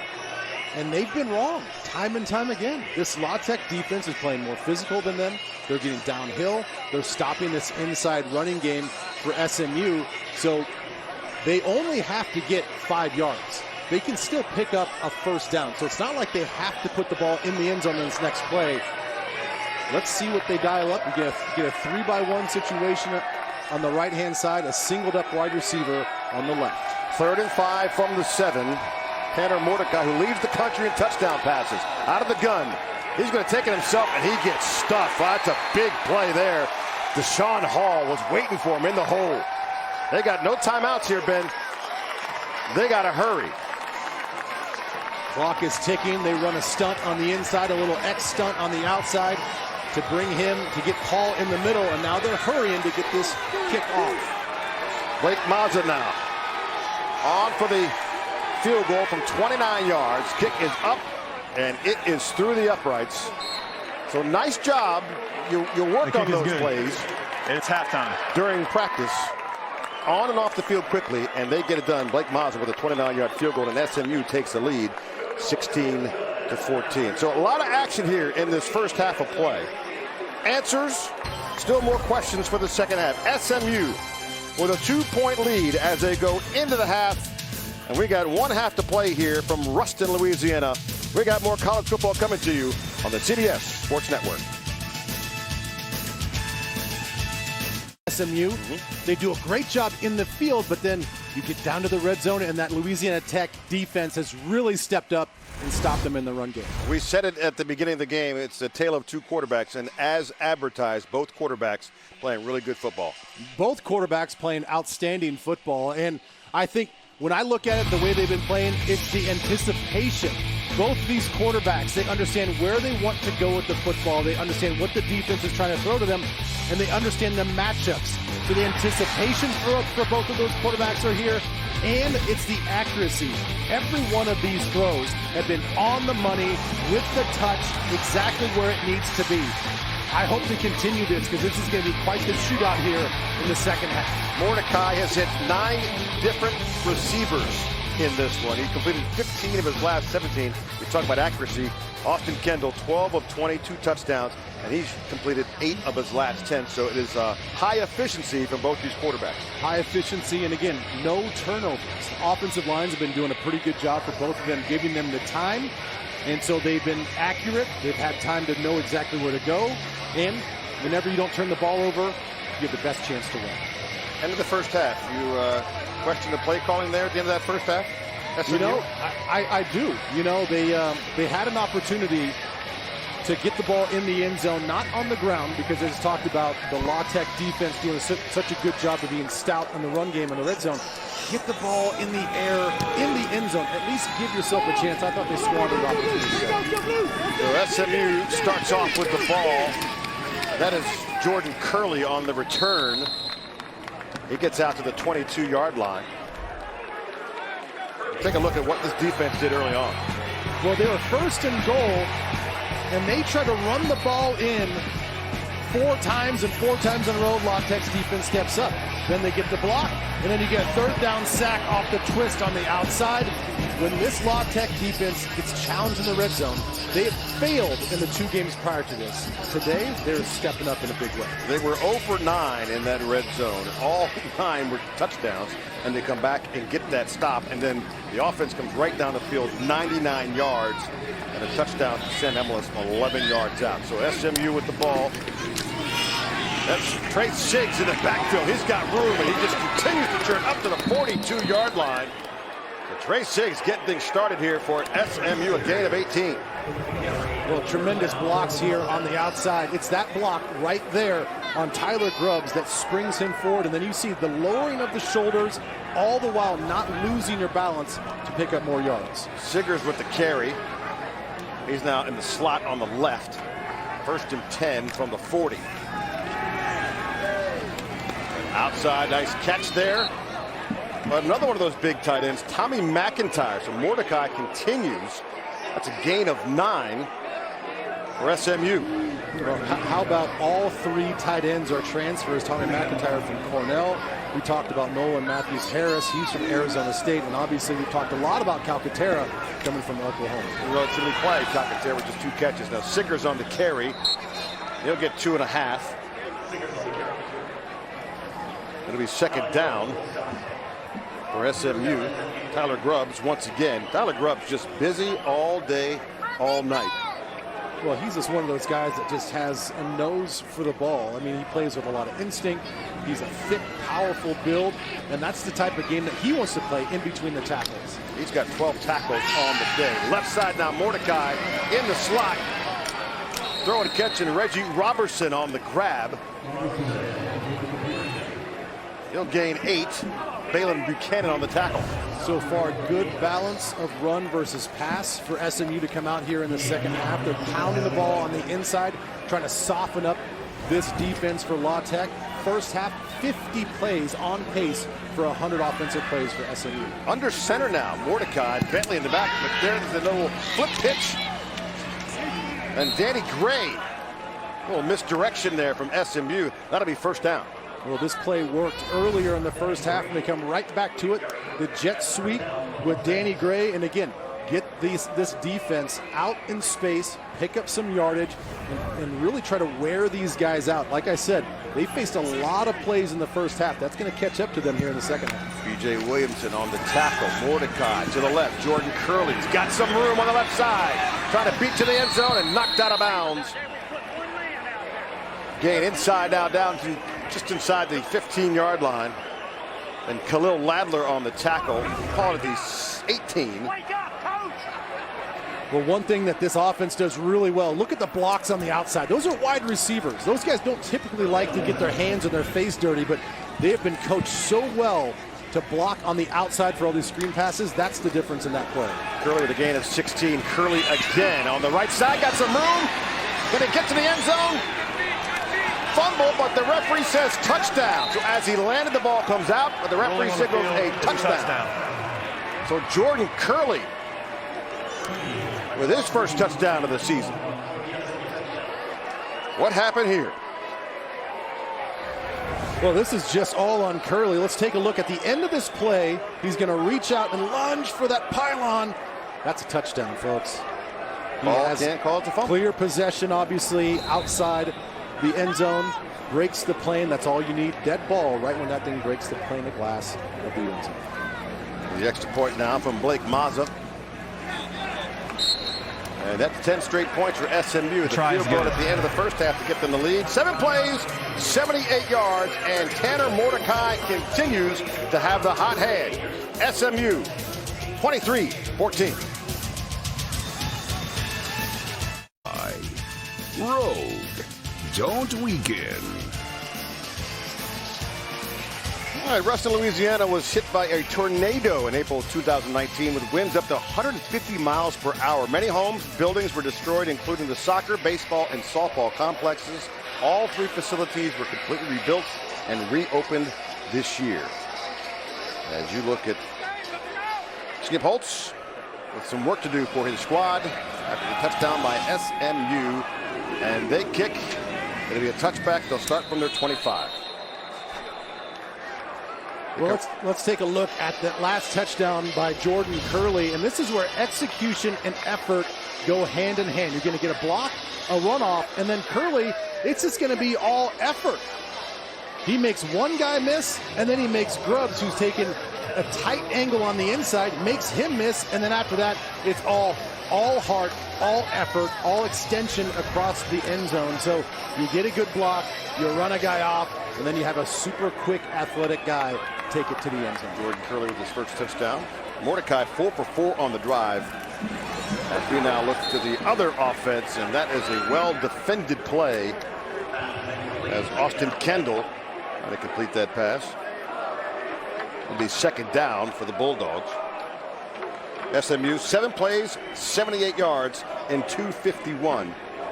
The freshman Isaiah Wacobia with a nice defensive effort. Coaches love him. It's rare that a freshman plays, but they said this kid is a ball hawk. He's got great sensibility. Well, and he was ready to jump that route. He saw that route all first half. It's just going to be a little out route about 4 or 5 yards, and he read it, sat on it, and broke on it, almost picked it off. 2nd and 10 for Louisiana Tech, and got some room now. Oh, look at him go. Marcus Williams.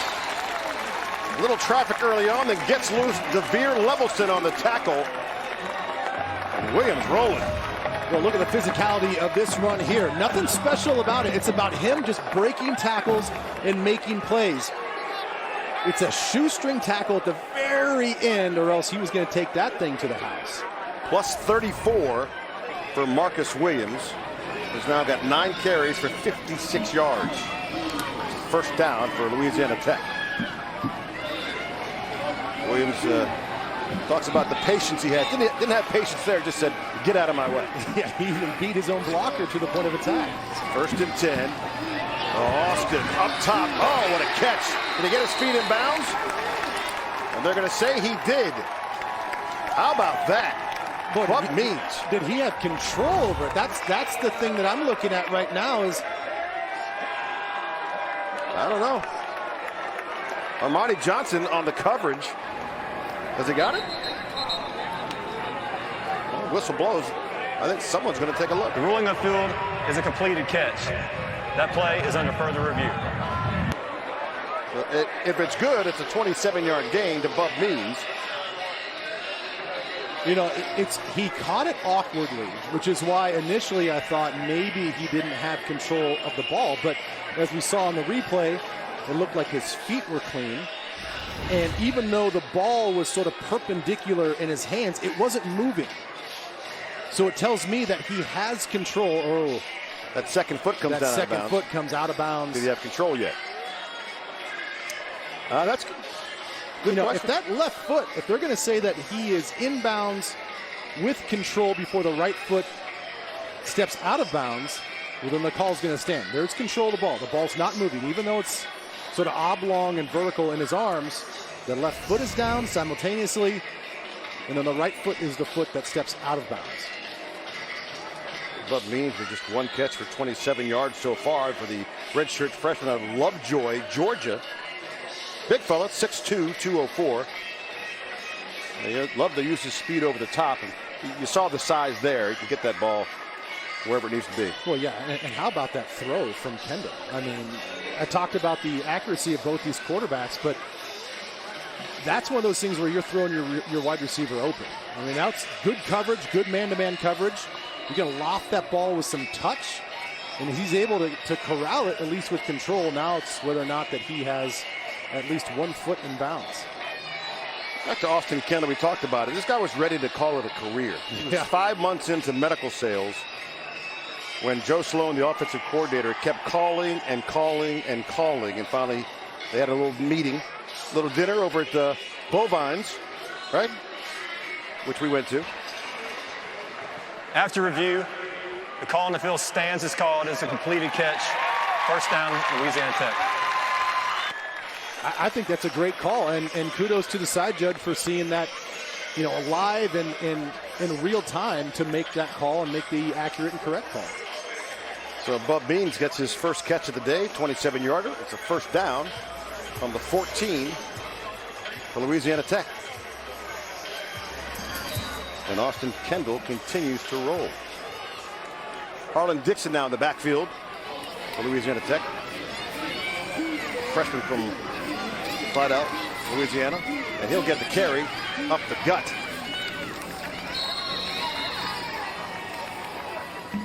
Well, and I really like this Harlan Dixon running back they have for La Tech. When you watch him run, it's a little bit of an upright runner, but it's so silky.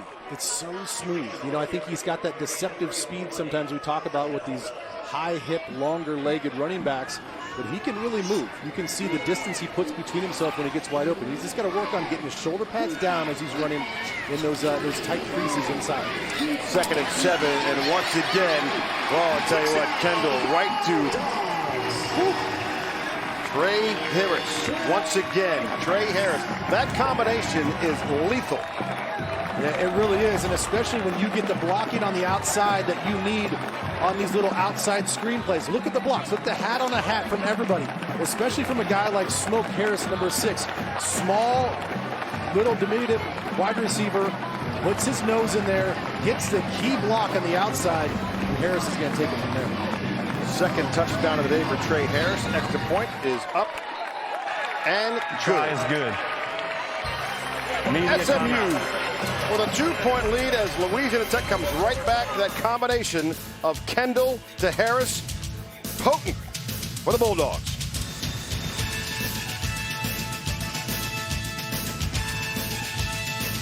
Oh, 23-21 SMU with the lead. Last time SMU had the ball, 7 plays, 78 yards and a score. Yeah, they come right out of the second half, and they go big with the running game. They get Trey Siggers back there getting downhill to soften up this defense. And then really from there, it was a lot of Jordan Curley. You see the outside screen pass, get some big chunk yardage, and then you're going to see the touchdown pass as well. Short pass, let him do all the work. Trust your blockers down the field, extend out for the touchdown. Louisiana Tech came right back on a 5-play, 75-yard drive that stopped a run of 16 straight points by SMU, capped off with an 11-yard toss from Kendall to Trey Harris. And right now we got a 2-point game with 10:30 to go here in this third quarter of play. Louisiana Tech with the kick from deep in his own end zone. Ulysses Bentley, look at the room. 4 yards deep, he's still got room. Bentley up the left sideline. Cedric Woods trying to bring him down. Can't.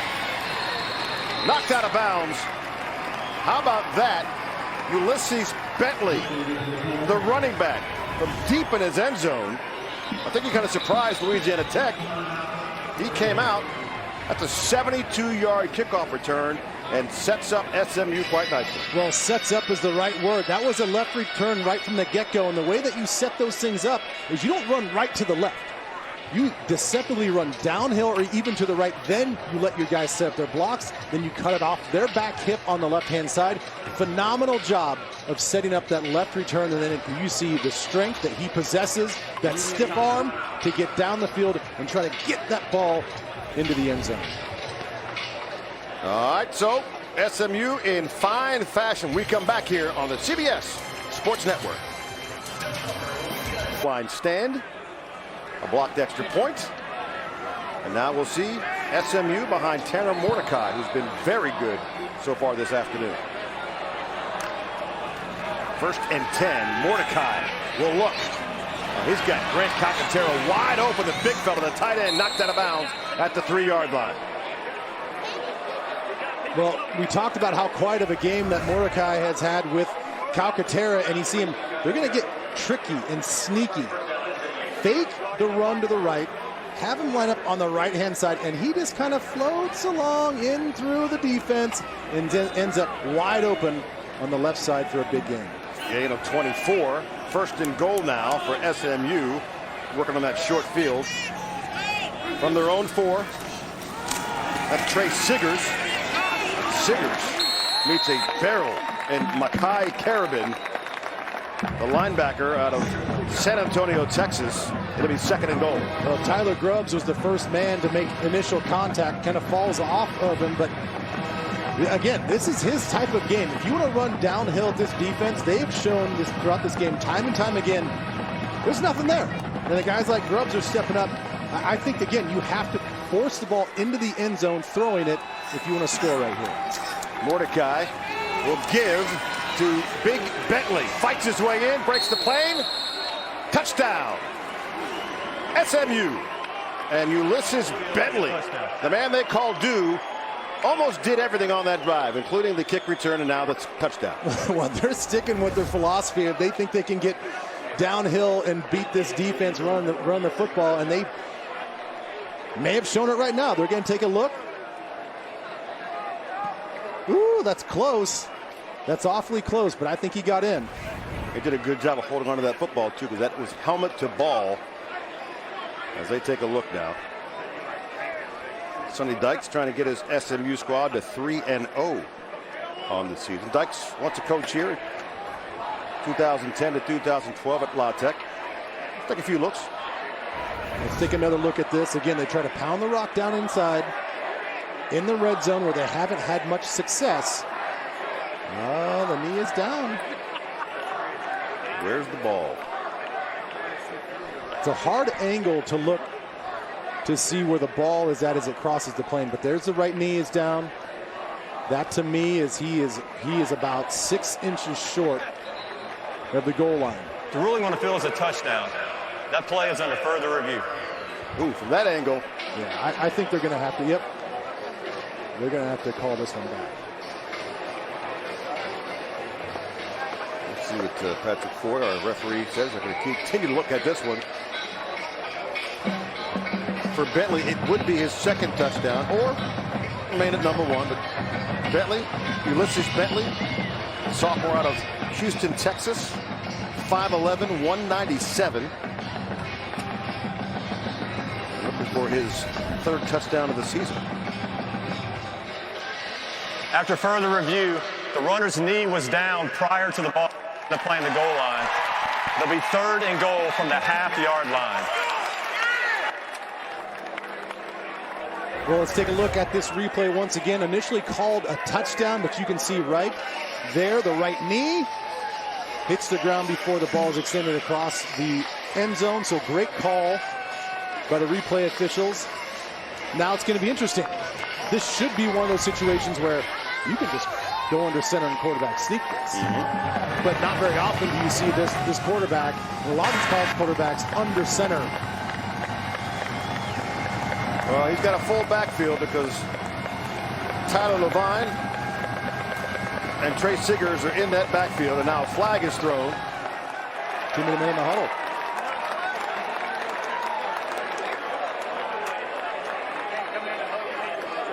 I'm going to find out from Patrick Ford. I think Nolan Matthews-Harris looks like he's the guilty party. A late addition to the huddle. Illegal substitution on the offense. 5-yard penalty. Still 3rd down. Wow.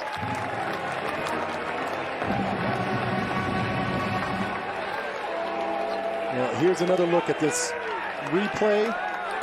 Bentley trying to extend his arms across the end zone. You see the right knee is down. It's the official call, and then what a backbreaker. You had 6 inches to go to get this ball in the end zone, and because of an illegal substitution, now you've got 6 yards to go to get this ball in the end zone.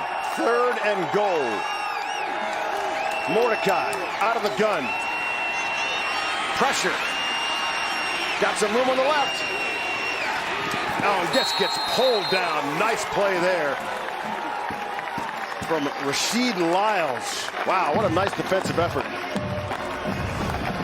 Well, great job in coverage in the back end. And then you're going to see Lyles just waiting.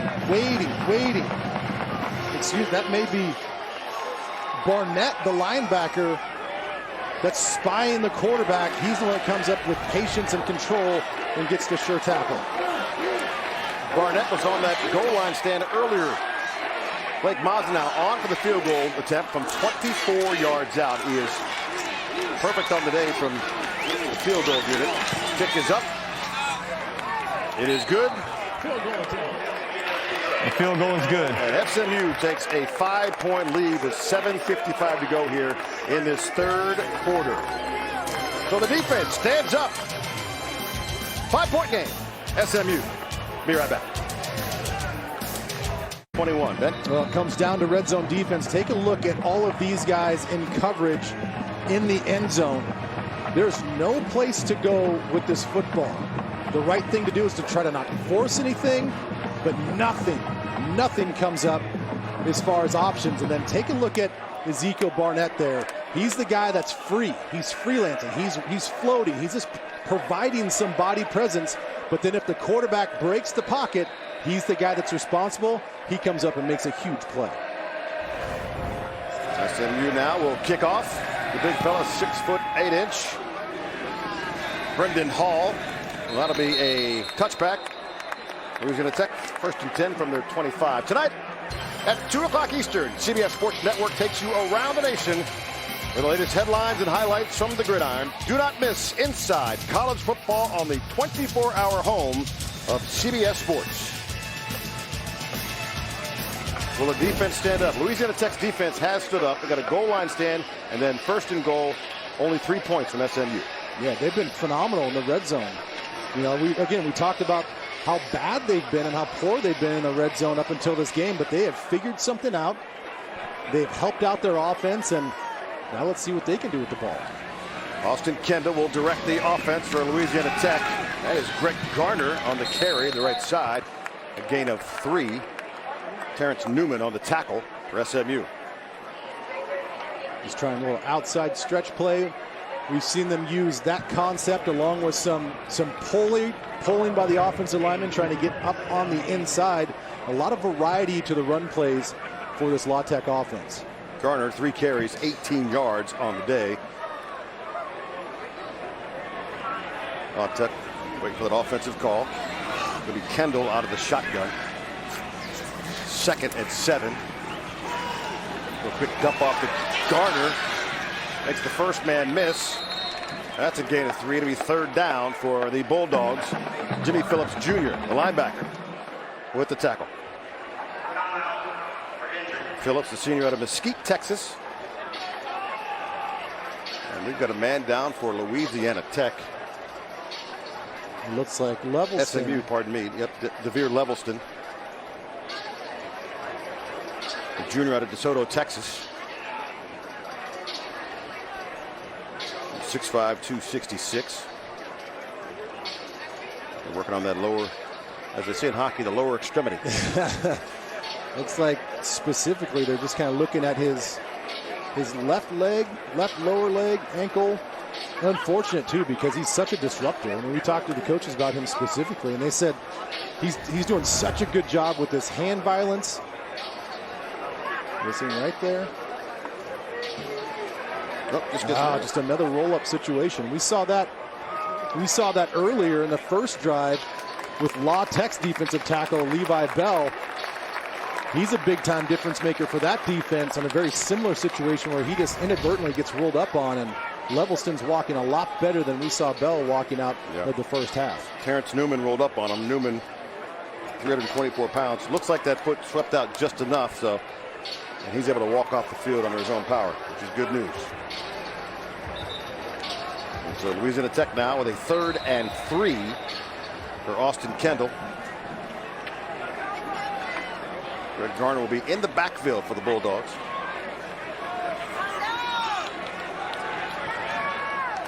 Kendall 15 of 24 for 215. And he will throw again. Quick toss on the slant. A 1st down, Louisiana Tech. Bub Means with his 2nd catch of the afternoon. Well, it's going to be another one of these little rub routes to the outside. He's going to line up as the outside receiver. He's going to use Carson Ryder as sort of the blocker in front of him. He springs himself free, and then you see the leg churn and the strength to pick up some extra yards. 16 yards on the reception for Bub Means. 1st and 10. A little reverse. And Kendall's got a man wide open. He's got room. Can he get to the end zone? No, he cannot. But down inside the 3-yard line. That is Carson Ryder. Wow.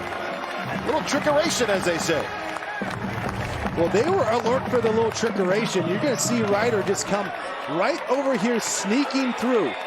Like I said, he was the one that was responsible for opening up that last pass play, doing the dirty work. So why not pay off the guy that does the dirty work and get him involved in the passing game? A gain of 48, 1st and goal for La Tech. Garner on the give, on the draw, gets down to just inside the 3-yard line. Boy, and that is not Garner's type of game. He is not a start-stop type of guy. He's a 1-foot cut and get vertical. So nice job by this SMU defense to get after him, make him stop his feet, and they get him on the ground. Bulldogs with a 2nd and goal. Austin Kendall. Garner in the backfield. Smoke Harris, a little motion, little option. Kendall takes it himself for the touchdown. Austin Kendall with the touchdown. That is his third rushing touchdown of the season. And Louisiana Tech with an answer and a 1-point lead. Well, Smoke Harris, we talk about the way that they use him. But again, he's involved as a blocker. He's only 5'6", but he has the toughness of a guy that's a 6-footer. Watch him come down in man coverage and be the lead block. If that block isn't there, that is not a touchdown. The extra point. Jacob Barnes. And it's 28-26. Be careful when you say 5'6", because good things come in small packages. That's all I'm saying. Okay. Yes, I'm vertically challenged. It's certainly not a personal shot. All right, let's look at the nice misdirection. Well, SMU told us we got to be alert for any sort of trickeration. They think that they're going to have some sort of gadget play for us. Obviously, it's not something you want to open up the game with. So good patience by La Tech to wait till the third quarter, wait to bring it out. You see Carson Ryder again. He was the man responsible for springing a play, so why not pay him off, be the decoy, get him down the field. Nobody accounted for him in the passing game, and he was wide open. Perfect execution, great time for a call like that. First catch for 48 yards for Carson Ryder, the redshirt freshman out of Destrehan, Louisiana. So he's on the board stats-wise. As you look at the offensive coordinator, Joe Sloan, for the La Tech Bulldogs in his second season. And he must love getting that phone call from Austin Kendall after that dinner at Bovines. They convinced him to come, and Austin Kendall right now is the answer for this La Tech team. 17 of 26 for 279. Kick to Jordan Curley will take it after 15. He knocked out of bounds at the 20-yard line. Cedric Woods on the tackle. And so SMU starts from their own 20. As we keep trading quarterbacks in high play, it's time now for Tanner Mordecai, who entered this game as the leading touchdown thrower in the country. And right now he's already got 2 touchdowns on the day. Well, I was going to say, smart play on the kickoff, because let's remember what happened on the kickoff before. Bentley took that thing about 60-some yards down all the way into their La Tech territory. So what do they do on the next time? Let's just kick it away from them. Like, no, we'll kick it short, kick it away. Mordecai on the right wing. Completion to Danny Gray. And Gray gets a couple. Boy, look at what SMU's done the last 4 possessions. Well, and we talked about it. I really think that they had an opportunity on some of those field goals to put that ball in the end zone. They had a and goal situation at the 6-inch yard line, and then they got moved back because of illegal substitution. Mordecai once again left side, the comebacker, and Jordan Curley on the catch. Curley, that's his 3rd catch of the day. Well, that one's all on Curley. You talk about the receivers having to come back to the football. He retraced his steps and attacked that ball for about 4 yards before he made the completion. Watch this little back shoulder throw, and watch how much ground he covers to make sure that he stays between himself and the football. Elijah Hamilton was right there, but a good throw, good catch. Hard to defend. 3rd and 2. Up the gut. And La Tech will move the sticks. And this is Bentley now. The man they call Dew. Well, that's Texas. That's all Dew had to do. There's no reason to try to bust that thing out to the outside. Just keep your head down, pick up 2 or 3 yards, move those chains. 10 carries on the day now for Bentley. And he'll get it again. Going to weave his way. We talked to him this week about patience, and right there, instead of just jamming it in, look for a spot, get a few extra yards where it could have been 0. Yeah, and he just has a nice natural ability to trust himself. I think you have to trust that you have the burst and the vision and the confidence to go in between the tackles like that, kind of dance around a little bit, but still pick up yardage and find those open lanes. 2nd and 7 for Mordecai. Little fake to Sickers. He gets pushed and almost completes that one. Boy, the big rush for Louisiana Tech. That was pressure, and it was quick. It looked like TV Rose in the front. Again, they run another twist up front, this time with success. They get right to Mordecai, but I'm impressed that Mordecai, he had about half of his arm strength into that ball, and it still got there. That was a catchable football out there. It's just an awesome sight to see Kiwi Rose coming at you. 6'3", 301 for the redshirt freshman, by the way. 3rd and 7 now for SMU. Mordecai out of the gun, steps up, going to take it himself. That's a good defensive play there by Louisiana Tech. And once again, Elijah Hamilton, who had the coverage early, makes the stop there. Well, it's Ben Bell on a 3-man rush. They're dropping 8. And Ben Bell's going to be right in the middle, providing that pressure. He sees the level of the quarterback. No reason to keep rushing. He gets back and retraces his steps and then waits for the rest of his teammates to make the play. So they will punt. SMU and 6'8" Brendan Hall, the freshman from Springtown, Texas. On the punt, Smoke Harris back to receive. Harris calls the fair catch. He'll do so at the 25-yard line. And so we'll see if the Bulldogs can continue. Just the second punt of the game for the Mustangs. So good defensive effort there from La Tech. Yeah, that's the stop that they needed. We showed that graphic earlier. The last 4 possessions, touchdown, field goal, touchdown, field goal.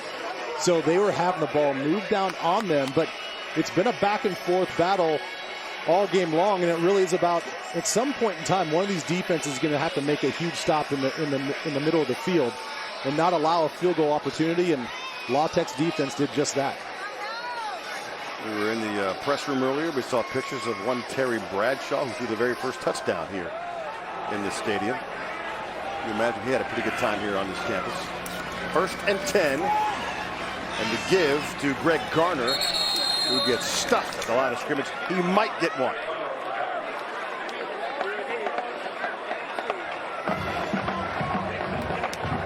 Greg Garner, the junior out of Euless, Texas.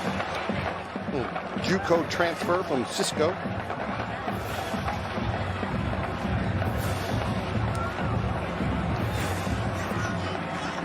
Second and 8 from the 26-yard line. Kendall, the throw, and the catch from Griffin Abair. Abair's second catch of the afternoon. And they're going to move the sticks. Say 1st and 10, Bulldogs. Well, really nice anticipation. Again, we talked about that at halftime. Both of these quarterbacks doing a great job of just anticipating what the defense is going to be and where his receivers are going to be. He threw that ball before Abair even had a chance to turn around. Perfect timing on that play. All right, 3 wide on the right. Garner in the backfield, 1st and 10 from the 35, and he's going to go up top. Kendall, and falling down. And Trey Harris says, I don't think so. Pass interference caught on Armani Johnson as Trey Harris goes down. A little Dikembe Mutombo finger wag.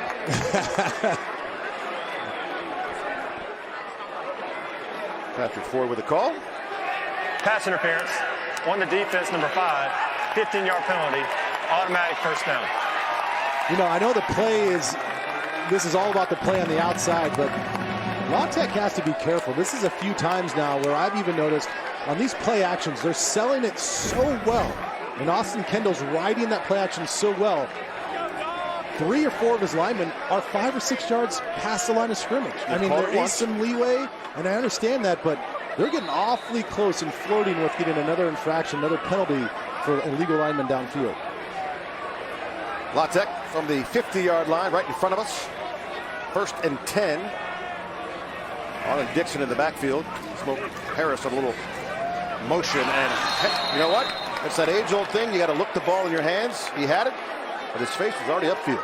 Yeah, it happens sometimes on those quick plays where you know that you have to get upfield. He feels that defender trailing him, so he knows he's got to catch this real quick and get upfield to create that separation and maintain that separation. And sometimes you just get ahead of yourself. Harris already with 5 catches for 50 yards on the afternoon, but not one there. It'll be 2nd and 10 for La Tech from the 50. Austin Kendall out of the gun. Garner in the backfield in motion.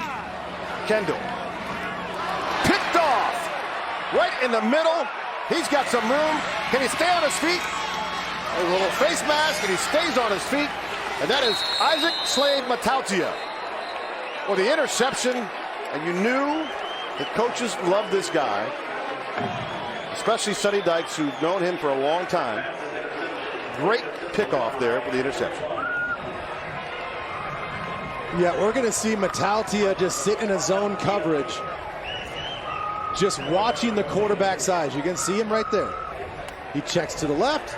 He's got no After work. the interception, personal foul, face mask, Louisiana Tech, number 57. Half the distance to the goal. First down, SMU.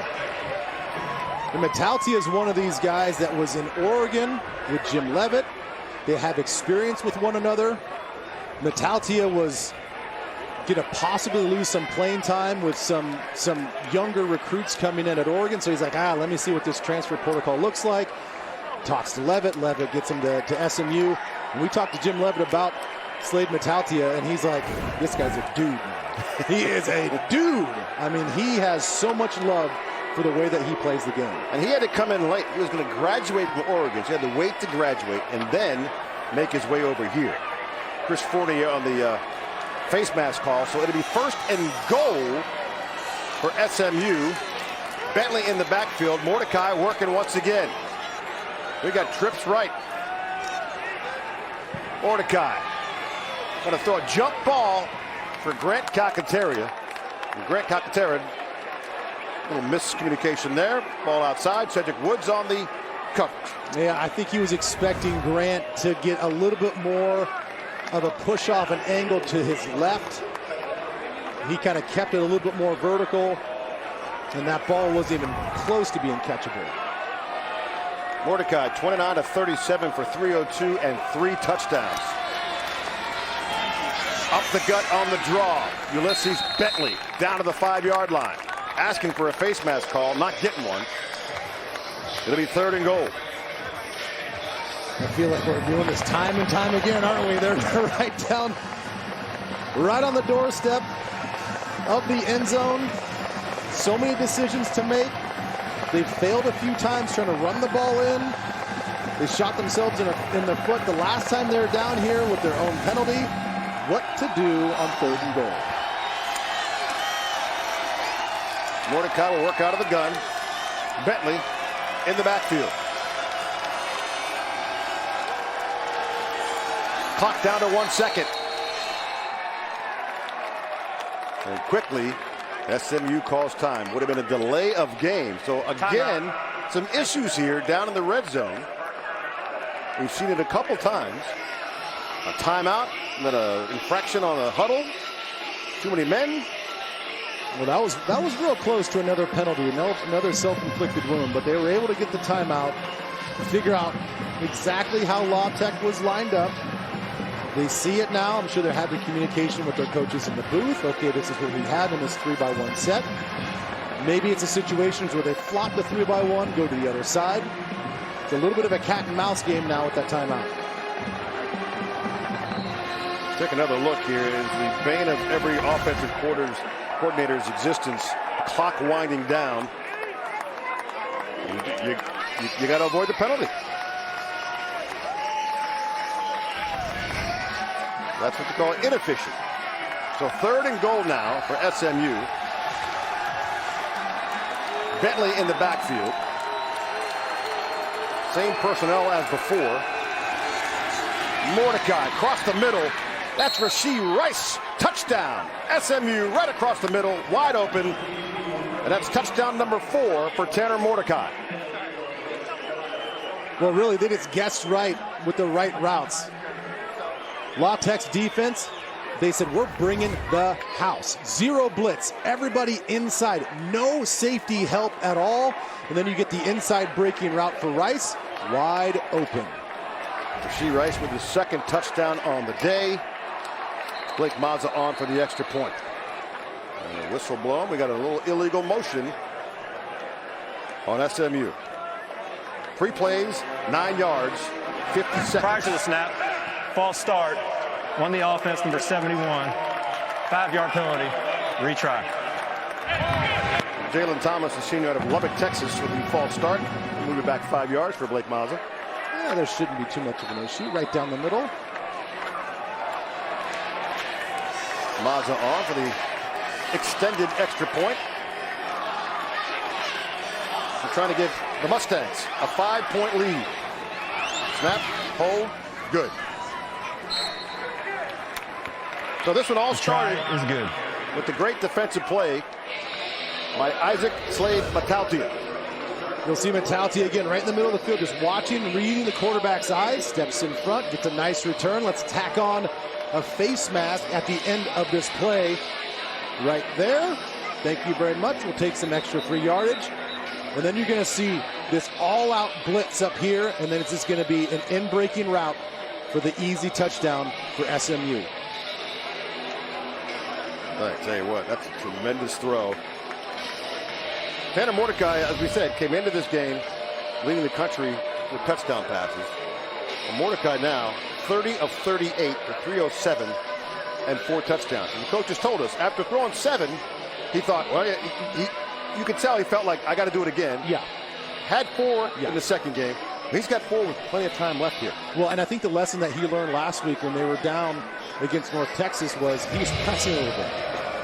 They got the feel that he was trying to make every play a touchdown pass. I'm like, hey, just play within the offense. Trust the system. You got some playmakers out there. Just get the ball out, be clean. And he finally settled down in the second half. I think you're seeing an extension of that here in this game. The final moments of the third quarter here with SMU up 30.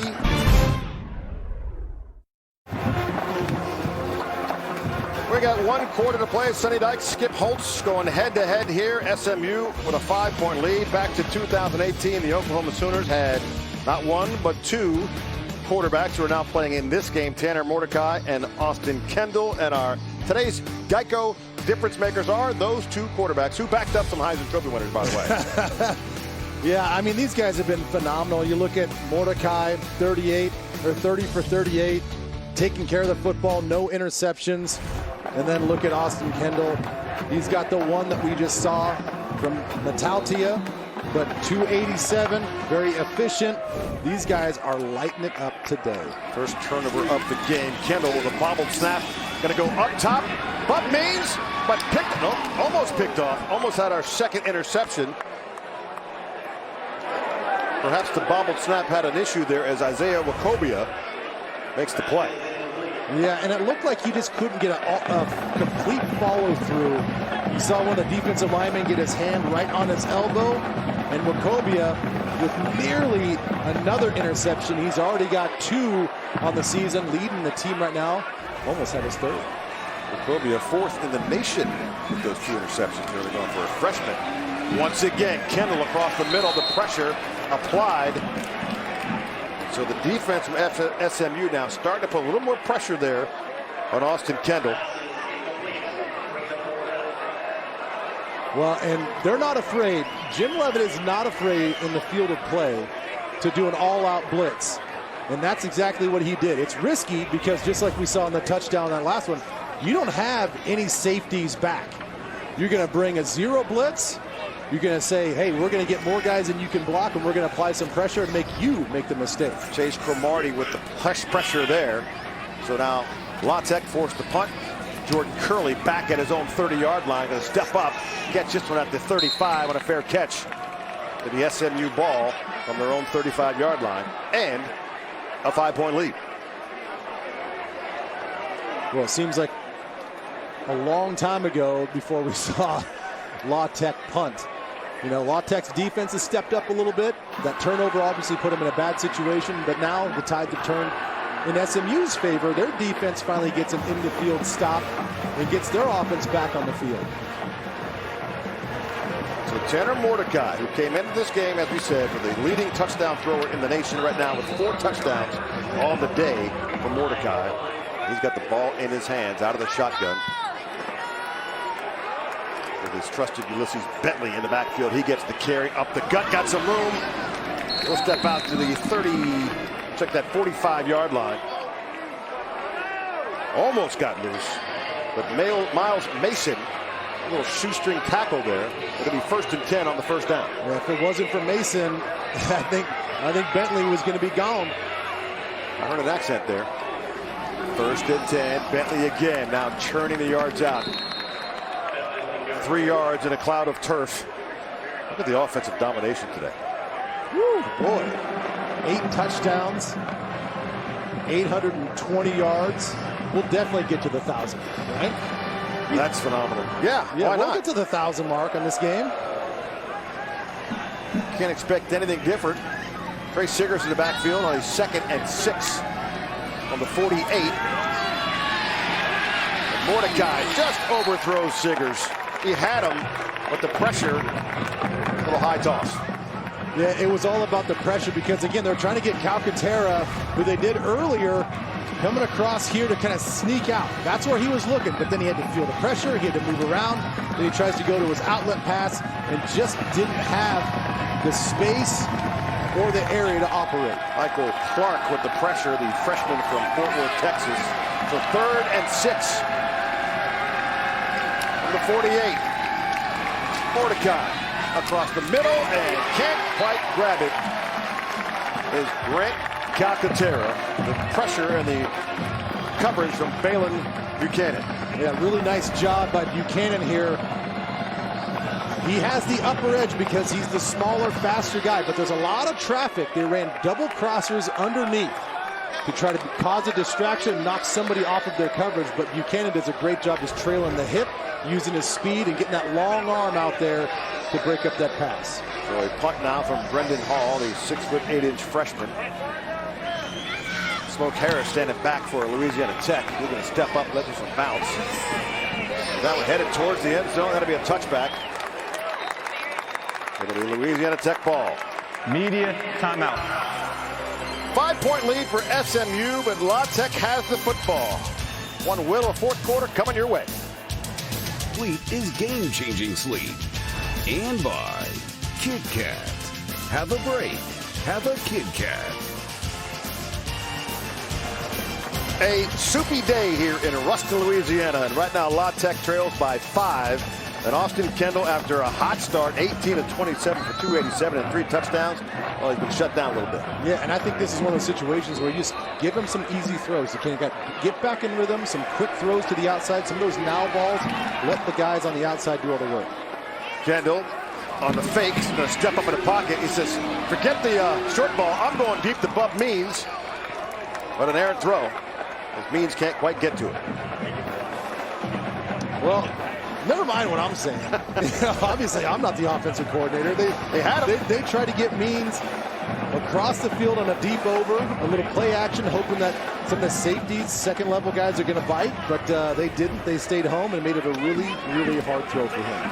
Kevin Dominique on the coverage. They had him, but the throw was a little wide. He will throw again. Kendall, left side, little screen. There's Trey Harris.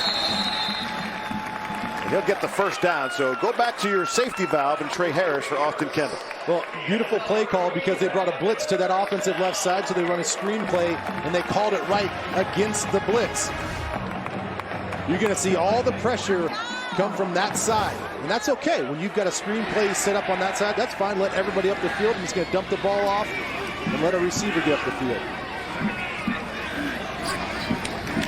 All right, once again, up the middle. Flag thrown and hits Austin Kendall in the leg. Louisiana Tech. Kevin Dominique on the carry. Interesting where they threw this flag, right in the scrum of offensive linemen. See what Patrick Foy has to say. There's no foul on the play. 2nd down. Okay. That's point, why, Ben. that's why it felt a little interesting. I'm like, I don't know where the infraction happened because it's pretty much a stalemate, the line of scrimmage.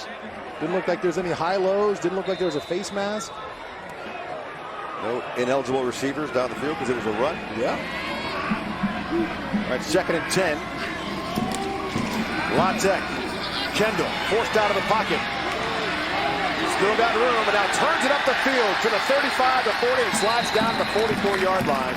Good decision there from Austin Kendall, and you can see he's holding that left arm. Yeah, he really is, and I think that's been sort of the difference in his ability to run or his desire to run this game. He has great athleticism. He is very fast, and we have not seen him really tuck the ball and want to run too much this game because I think that left shoulder is hurting him a little bit, but in this situation, you just got to suck it up and make a play for your team. Tough slide, gain of 16, first down for La Tech from their 43. Kendall, the give. That's Harlan Dixon on the carry. He'll get up to the 44-yard line, a gain of 1. Well, it looks like Dixon just sort of missed the cut there. He had his big offensive lineman, Samuel Williams, pulling from the right side to the left. All he had to do was just kind of take it to the outside and go right off his hip, and I think he had a little bit of opening on the left-hand side. Number 44, 2nd and 8 for Louisiana Tech. Find themselves down 5 with 12 minutes to go here from Ruston. Out of the gun. Kendall. That ball did not go very far into the turf. It'll be third down, and he is really holding that left arm. Yeah, he really is. And Nelson Paul, once again, we've called his name quite a bit. Defensive end on the right-hand side, just with a great speed rush all the way around the left side, is able to affect that passing play. As we take a look at just how gingerly Austin Kendall's kind of holding his left arm. Harlan Dixon in the backfield now on a 3rd and 8 from the 44. Kendall, straight drop, across the middle. That won't get much. The completion to Griffin Abear. The tackle from Shane Haley. We have not called his name much today. He's been one of those bull cows. Yeah, really, he's kind of the leader of this defense. And I'd like to just point out that Levitt, I believe, the defensive coordinator for SMU, has kind of changed up some of his coverage. He's got a little bit more zone so he can have his guys keep his eyes on the quarterback. As we take a look at that last scramble for the first down, how Kendall kind of fell awkwardly, slid awkwardly, and just somehow still affected that left shoulder. You can see he's trying to protect that shoulder with the rollover. Jordan Curley is back for SMU at his own 15-yard line as they are forced to punt. Tech to kick. Curley driven back to inside the 10. Fair catch called. It'll be SMU ball. Media with timeout. A 5-point lead, 11:04 to go. Receivers, and when you have that, if you're a receiver, you're like, I'm in. I'm sold. Yeah. I mean, you want to play in this offense where they're going to spread the ball around, and it makes it so hard for any defense to try to just key in on one guy. Right when you think that you have a guy that you've nailed down, they're going to throw to somebody else. And this is just the way the offense is set up. You go back to last week, 4 touchdowns against North Texas to 4 different receivers. So he's just playing within the system. It makes really, really difficult on any defense. Rasheed Rice has 2 touchdowns. Danny Gray leads with 6 catches for 54 yards now. And Mordecai from SMU, right side, and that man again, Danny Gray on the right side, gets some extra yards and a first down for the Mustangs. Well, again, it all comes down to the blocking on the outside. These receivers are not just asked to make plays when they have the ball in their hands. They're asked to make plays when they don't. It's a lot for some of these receivers to feel like, hey, I've got to do the dirty work, but that was all set up because these 2 guys out there got in the grill of those secondary players, and he was able to spring it to the outside. Gain of 14 for Danny Gray. Up the middle is Trey Siggers in the middle. That's a gain of 4. Michael Clark on the tackle, and Tanner Mordecai has just been really efficient. I use that word a lot today. 31 of 41, 307, and 4 touchdowns. Yeah, and I think the play calling's been spot on as well. Really keeping this defense off balance, throwing to the right, throwing to the left, different types of little screens and bubbles and now passes, all the while getting the ball down the field. 2nd and 6 for Mordecai. Out of the pocket, flushed, and over the back. Intended for Grant Calcaterra. And a nice play there from Miles Mason. Well, again, it's Mason making another play. He had a great tackle in the open field on the last drive, and here he is on Calcaterra. Once Calcaterra sticks his foot in the ground to come back, he goes right over the top. That early or to knock the ball out. You're asking a defensive player if that's early? No, that wasn't. That was a good point. That was a great play. Excellent point by you. However. 3rd and 6. Mordecai. Little flip to Trey Siggers. And he's down at the 24-yard line. So that drive went 3 plays. And they'll get it right back to Louisiana Tech. Well, credit to Tech's defense, their front 4. They didn't have to bring a 5th guy for a pressure, a 6th guy on a blitz. They just asked their front 4 guys, you beat your guy, you get to the quarterback, and you affect the play, and they did that on that last play. Smoke Harris back for Louisiana Tech. The big fella, Brendan Hall, with the punt. Louisiana Tech going to get the ball back. Clear call. Smoke Harris won't catch it. It'll be down. Louisiana right now, SMU undefeated at 2-0 with a 5-point lead over Louisiana Tech. But Tech on their home field at the Joe. They won 8 of their last 9 at this stadium. Last 2 possessions by each team, by the way, resulting in a punt. So things have gone a little stagnant. I'm not sure we can get to 1,000 yards. We talked about it. I think we'll still get there. Okay. All right, we'll see. La Tech will start from their 30. And Austin Kendall, the quarterback, the give to Marcus Williams. Reminder that the quarterback, Austin Kendall, is favoring that left side. His left arm, he has been cradling here in the late going. Yeah, and I really think that's going to affect him subconsciously about whether or not he wants to tuck and run and try to extend some plays across the line of scrimmage. Williams began at 5, 2nd and 5 now from the 35 for Austin Kendall. Once again, Williams gets the call. He'll maybe get back to the line of scrimmage. It'll be 3rd and 5. Well, we've seen a lot more pressure from SMU's defense these last couple of series. They're pinning their ears back. They're trying to get some blitzes and some pressures to make them, La Tech's offense, make some mistakes. Let's see what they do here on a pretty critical 3rd and manageable for this offense. Here Levinson with the tackle. 2nd of the game. They're going to play zone again. 3rd and 4. Kendall steps up in the pocket. He's going to run. Going right down on the right shoulder, but he gets the first down. And that's a good sign right there for me, because there was no hesitation. He felt Nelson Paul, the defensive end, rushing off the other side. He tucks the ball, knew he had to get 4 or 5 yards, and he did that knowing that he was going to take a hit. And I didn't see any hesitation out of him at all when he was tucking that ball. Falling on that right side. I don't think he meant to do that, yeah. but the quarterbacks are smarter than you think. Greg Garner now in the backfield. 1st and 10. And the ground game. Garner. He'll get 3 to the 45-yard line for La Tech. Turner Cox on the tackle. Senior out of Dallas, Texas. Skip Holtz. We're going to see if we can get that victory here at home. 2nd and 6 from the 45. Kendall, Garner the give. Got some room up the middle. One man to beat. Got him. Down inside the 36-yard line. Big gain for Greg Garner. Jahari Rogers on the tackle. well, they found success doing this play, so what they do, they just flipped it. They're going to bring these guys pulling from the right side now to the left side. The play before, they got 3 or 4 yards. Success. All right, let's just mirror that. Flip it over, guys. Same play, bigger success that time. Garner, a gain of 17. First down, Bulldogs from the 38. Harlan Dixon now into the backfield as Garner limped off the field for La Tech. Clock ticking at 6:26 here to go from Ruston. Bulldogs down 5. Kendall up top. Right into the sun. Buck Means never saw it. It'll be second down. No, that is, and now Kendall now is kind of stretching out his right foot, right calf area.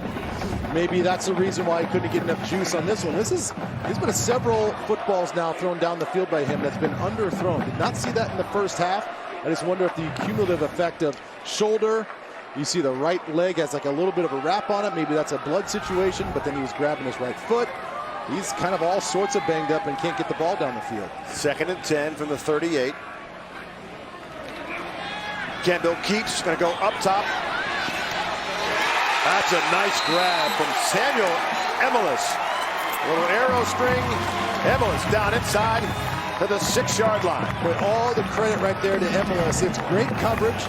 He didn't get that ball. I believe he wanted to get that ball a little further out. That was not your typical back shoulder throw. Once again, a slightly underthrown ball, but it's Emelis who makes the great body control catch coming back to it. 32 yards on the gain for Emilus. He's got 3 catches for 57 yards. And La Tech, first and goal. Dixon in the backfield. Smoke Harris on a little motion play, but they give it to Dixon. And Dixon will get 0. Down to the 6-yard line. Second and goal for the Bulldogs. Yeah, strong play by Brian Massey. Number 0 is just going to come right off the edge. He does a good job not biting the cheese. He saw Smoke Harris, but he was just a decoy. He didn't stop his feet or attack him. He just went right to the point of it, the mesh point, and get the tackle. Saw the defensive coordinator Jim Levitt making the call. Here we go. Second and goal from the 6. Kendall gonna look left side. Got a man. And Marcus Williams. Nice throw and catch. Touchdown. La Tech. And they retake the lead. Well, that was a phenomenal throw. I mean, look how tight of a window this has to be thrown into.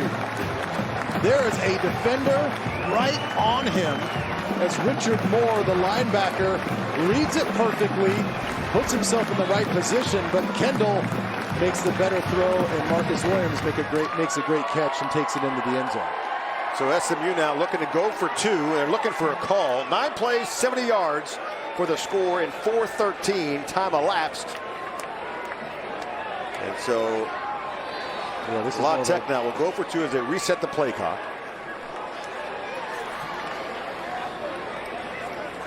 They're going to go for 2. Make this a 3-point game if they can convert. Now the officials will have a little conference behind Austin Kendall. Wonder why they reset the play clock there. So is Sonny. Sonny's wondering why too. Well, another substitution. Griffin Hebert now comes in. We're just kind of reshuffling everything. Okay, we'll get big guy off. Sonny Dykes can't figure out. Sonny Dykes is going, what is going on here? How is that allowed? We got called for it earlier in the game. He is hot.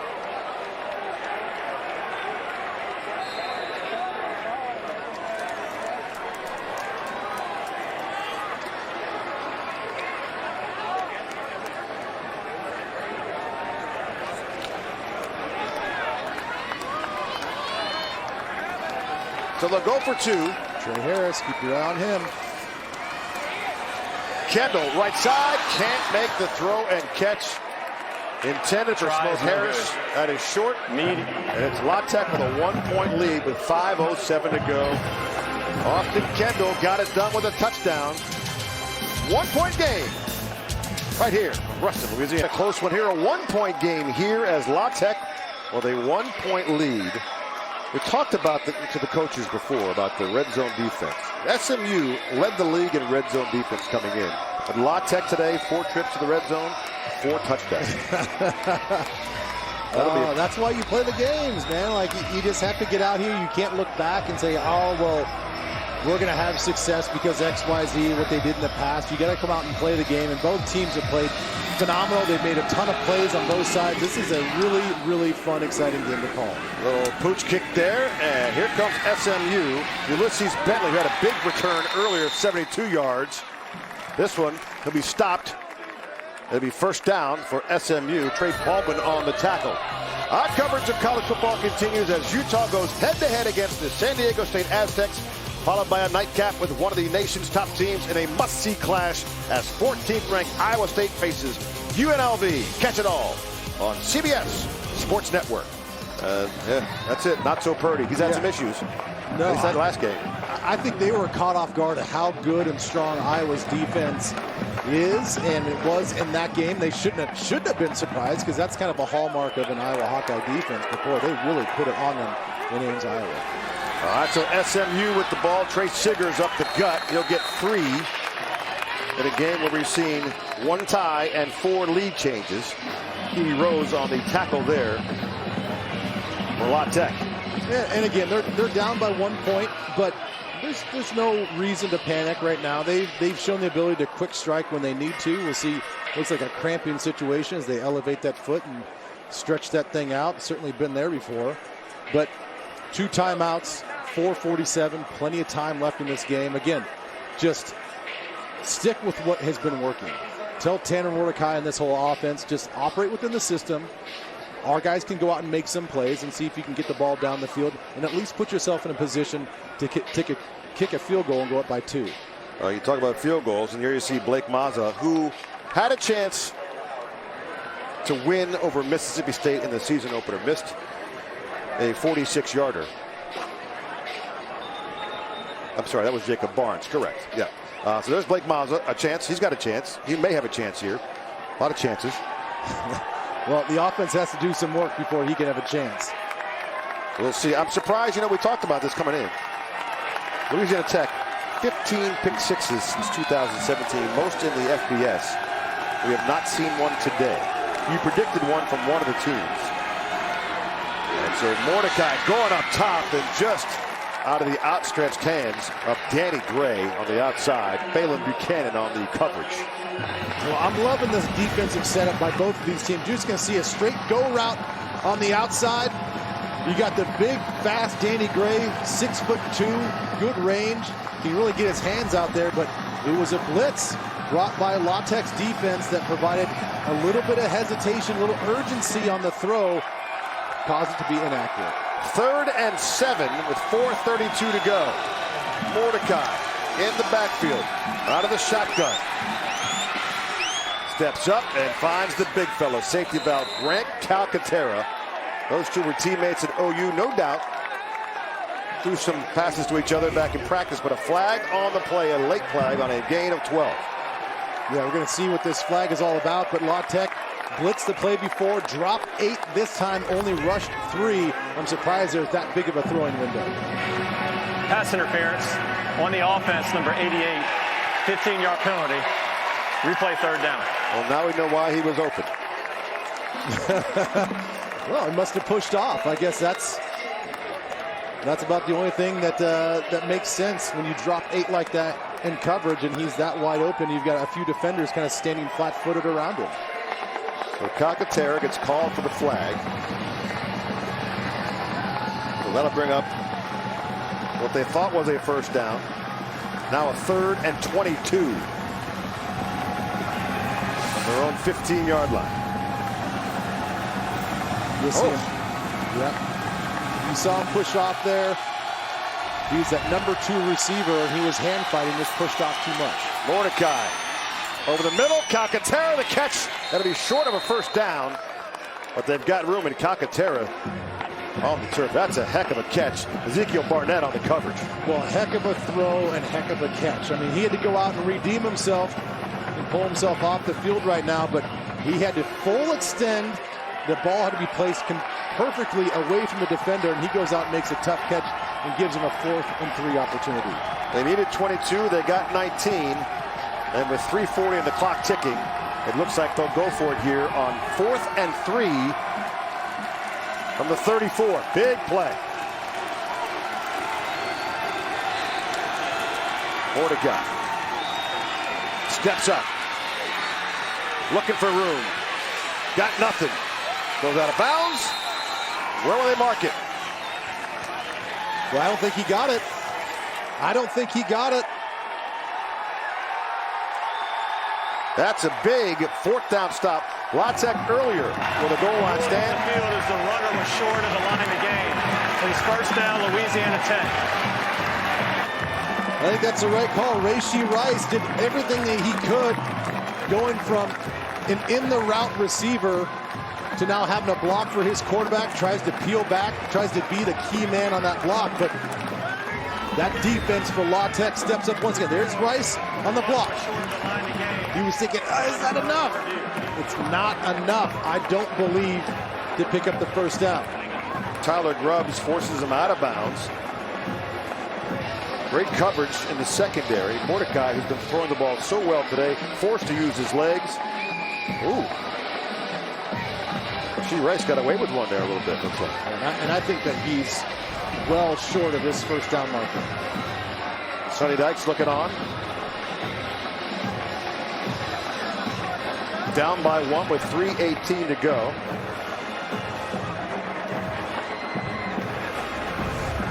Let's take a look at this coverage again. This coverage has been outstanding when it needs to be. They drop in a zone. After review, the ruling on the field is confirmed. The runner was short of the line to gain. It was first down, Louisiana Tech. So La Tech at home with a 1-point lead, 3:18 to go, and the ball in SMU territory at the 35-yard line.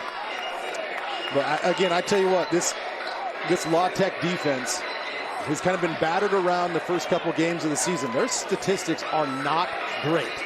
Giving up almost 500 yards of total offense, 38 points a game, 432 yards passing they're giving up, but they're making plays when they need to make plays in the red zone, which has been a problem for them. And then when they needed to make a play on that fourth down, they did just that. Well, they've given up 506 total yards so far, 337 through the air. Here comes Austin Kendall to give to Marcus Williams. You're going to see a lot of this here down the final moments. Wilson will give him one. Maybe 2nd and 9. Terrence Newman on the tackle. Well, you still have to play with a sense of urgency. It's a controlled urgency. You want to use that clock, get that thing down, snap the ball with a second or two. But at the same time, you just can't think, oh, we're just going to run this thing out. Because we've seen if they mess up, turn the ball over, don't put themselves in a good field goal position to get some more points on the board, we've seen how quick this SMU offense can strike. 2nd and 9. Clock at 2:35. Kendall out of the gun. He's going to throw across the middle. A completion. And guess who, once again, Trey Harris, his favorite target. Bryce McMorris on the tackle at a big first down. Yeah, and I don't think that McMorris was expecting a pass. I certainly wasn't. I think most of the guys in the meat of that defense were not expecting a pass play. That's a gutsy call in this situation to run that little slant, that little skinny slant to get open and pick up a first down. Harris with his 5th catch, 102 yards on the day for Trey Harris. Big connection there. Extends this drive. Clock ticking. 1st and 10. The 24. Kendall. Give to Marcus Williams on the right side, and he's going to look to stay in bounds. Oh, look, he's got some room. Still fighting. Gets to the end zone. Marcus Williams with the touchdown, but a flag on the play. He tried to stay in bounds to keep the clock running, and then, guess what? I got some room. During the run, holding on the offense, number 68, 10-yard penalty from the previous spot, still first down. Yeah, you're going to see a lot of jersey being pulled. You can see that pretty immediately. If I can see it from up here, definitely the officials can see it down there. You're going to see Dakota White get his hands on, and he just pulls and pulls at that jersey to keep the defender from getting to Williams. But how about this effort to get the ball in the end zone? Dakota White with the call, the freshman from Katy, Texas. All right, for those of you tuning in for the Utah at San Diego State game, you'll be able to find that online at cbssports.com/CBSSN as soon as it kicks off. And of course, we'll get you out there immediately after the conclusion of our game. So 1st and 20 from the 34. And Kendall forced to keep it. Dixon was there, but Kendall kept it.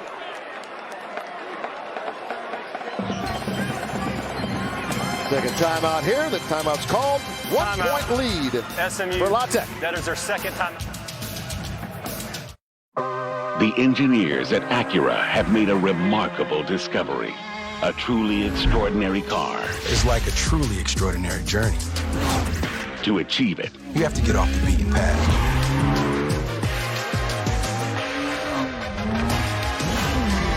Don't miss our newest lineup at the Acura Summer of Performance event going on now. Visit your local Acura dealer for attractive offers on the RDX.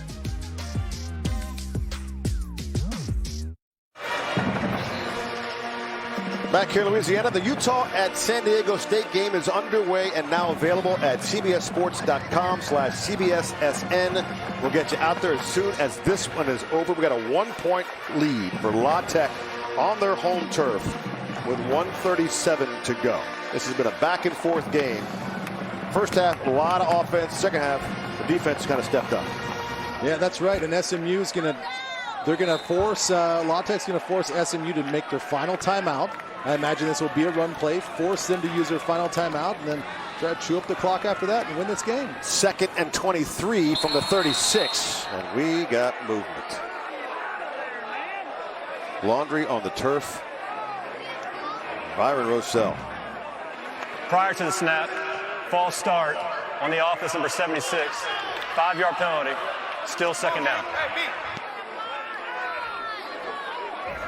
Well, we had Dakota White on a hold. And now we've got Byron Rossell. You see him jump up a little bit too quick. And here's the thing. There's no reason to try to get out without thinking that they were going to throw the ball in that situation. If that's a run play, you don't kick back like that. 2nd and 28 now from the 41 for La Tech. The Shadows now on the field. Beautiful day here in Ruston, Louisiana. Kendall out of the gun. He's going to take it himself with a bad shoulder and all. He gets inside the 34-yard line, and his helmet pops off. So Austin Kendall once again. The helmet comes off. Timeout called. We got 1:30 to go. Timeout. What's going to happen? Coming back here on the CBS Sports Network. With FanDuel Fantasy, you can make your dream team a reality again and again. Make your pulse go up and down and up again when your team rises in the ranks with every play all day long. And if you get your lineup just right, you can make big season-long wins without the season-long waits. Make every small moment add up to one big moment with FanDuel Fantasy. New customers play free for $1 million. FanDuel, make every moment more. All right, back with 1:30 to go now. La Tech with the ball.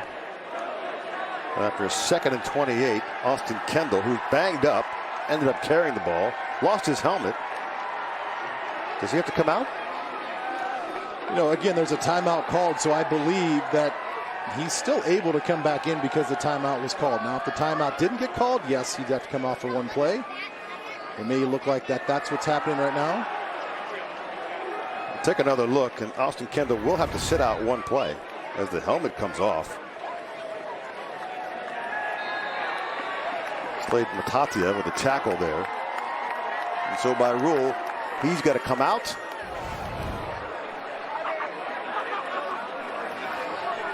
It'll be Aaron Allen in at quarterback, the sophomore from Missouri City. Marcus Williams in the backfield on a 3rd and 21. And now a timeout called.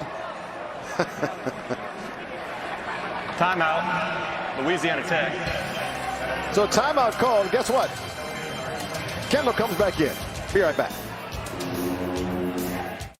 Your great-grandma used to tell Uncle Cooper the best stories, like Goldilocks and the Cooper tires. The Coopers are just right. Goldie's no sucker. What a lady. Go with the Coopers. Cooper. USAA is made for the safe pilots, like Matt, who can come to a stop with barely a bobble. With USAA Safe Pilot, when you drive safe, you can save up to 30% on your auto insurance. USAA, what you're made of, we're made for. Get a quote today. And the band played on here in Ruston, Louisiana with 1:30 to go. Some gamesmanship here. A couple of timeouts called. Well, it's smart. You know, he had to come off because SMU called the timeout. La Tech did not use one of their timeouts. So they get lined up.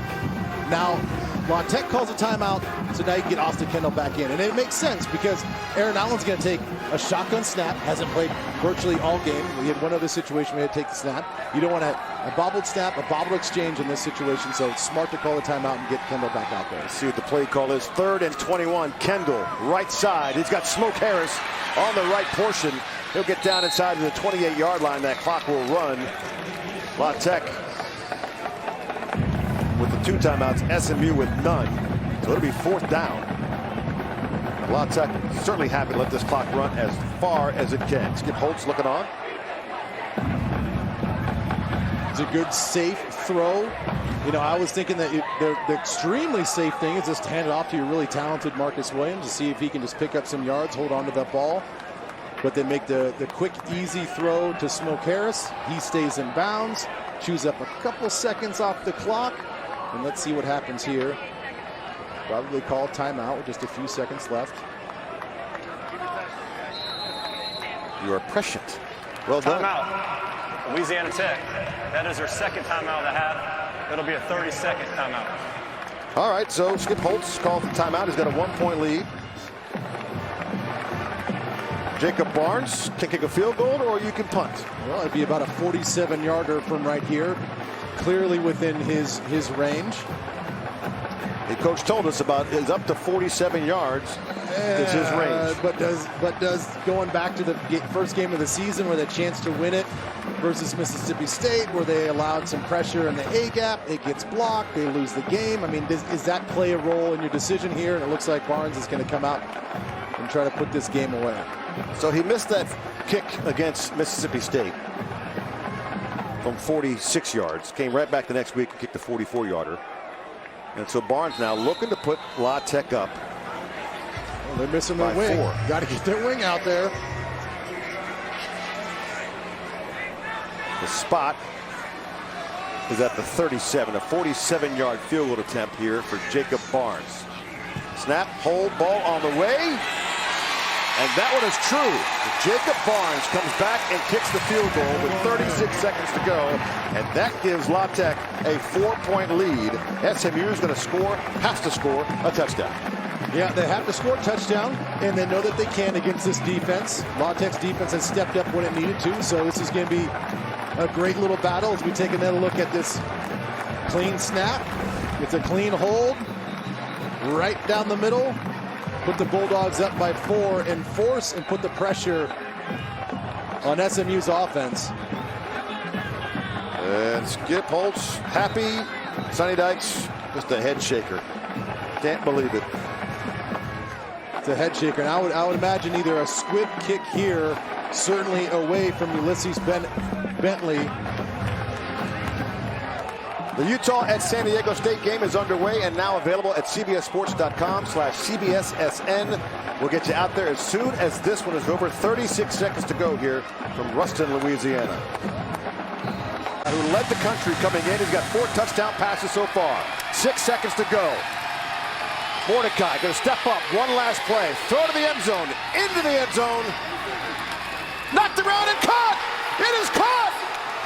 Reggie Robertson with the deflection and the touchdown. Are you kidding me? SMU on the final play of the game. 5th touchdown pass for Tanner Mordecai. Heavens. 30. That's why you knock it down. And that's what all the defenders were saying right now in the end zone. You got to knock that down. You can't bat that ball up in the air. You get that ball floating there, bad things happen. Take another look at the 33-yard final play of the game touchdown. They brought some pressure to make him make a decision. And this is where you have to knock the ball down.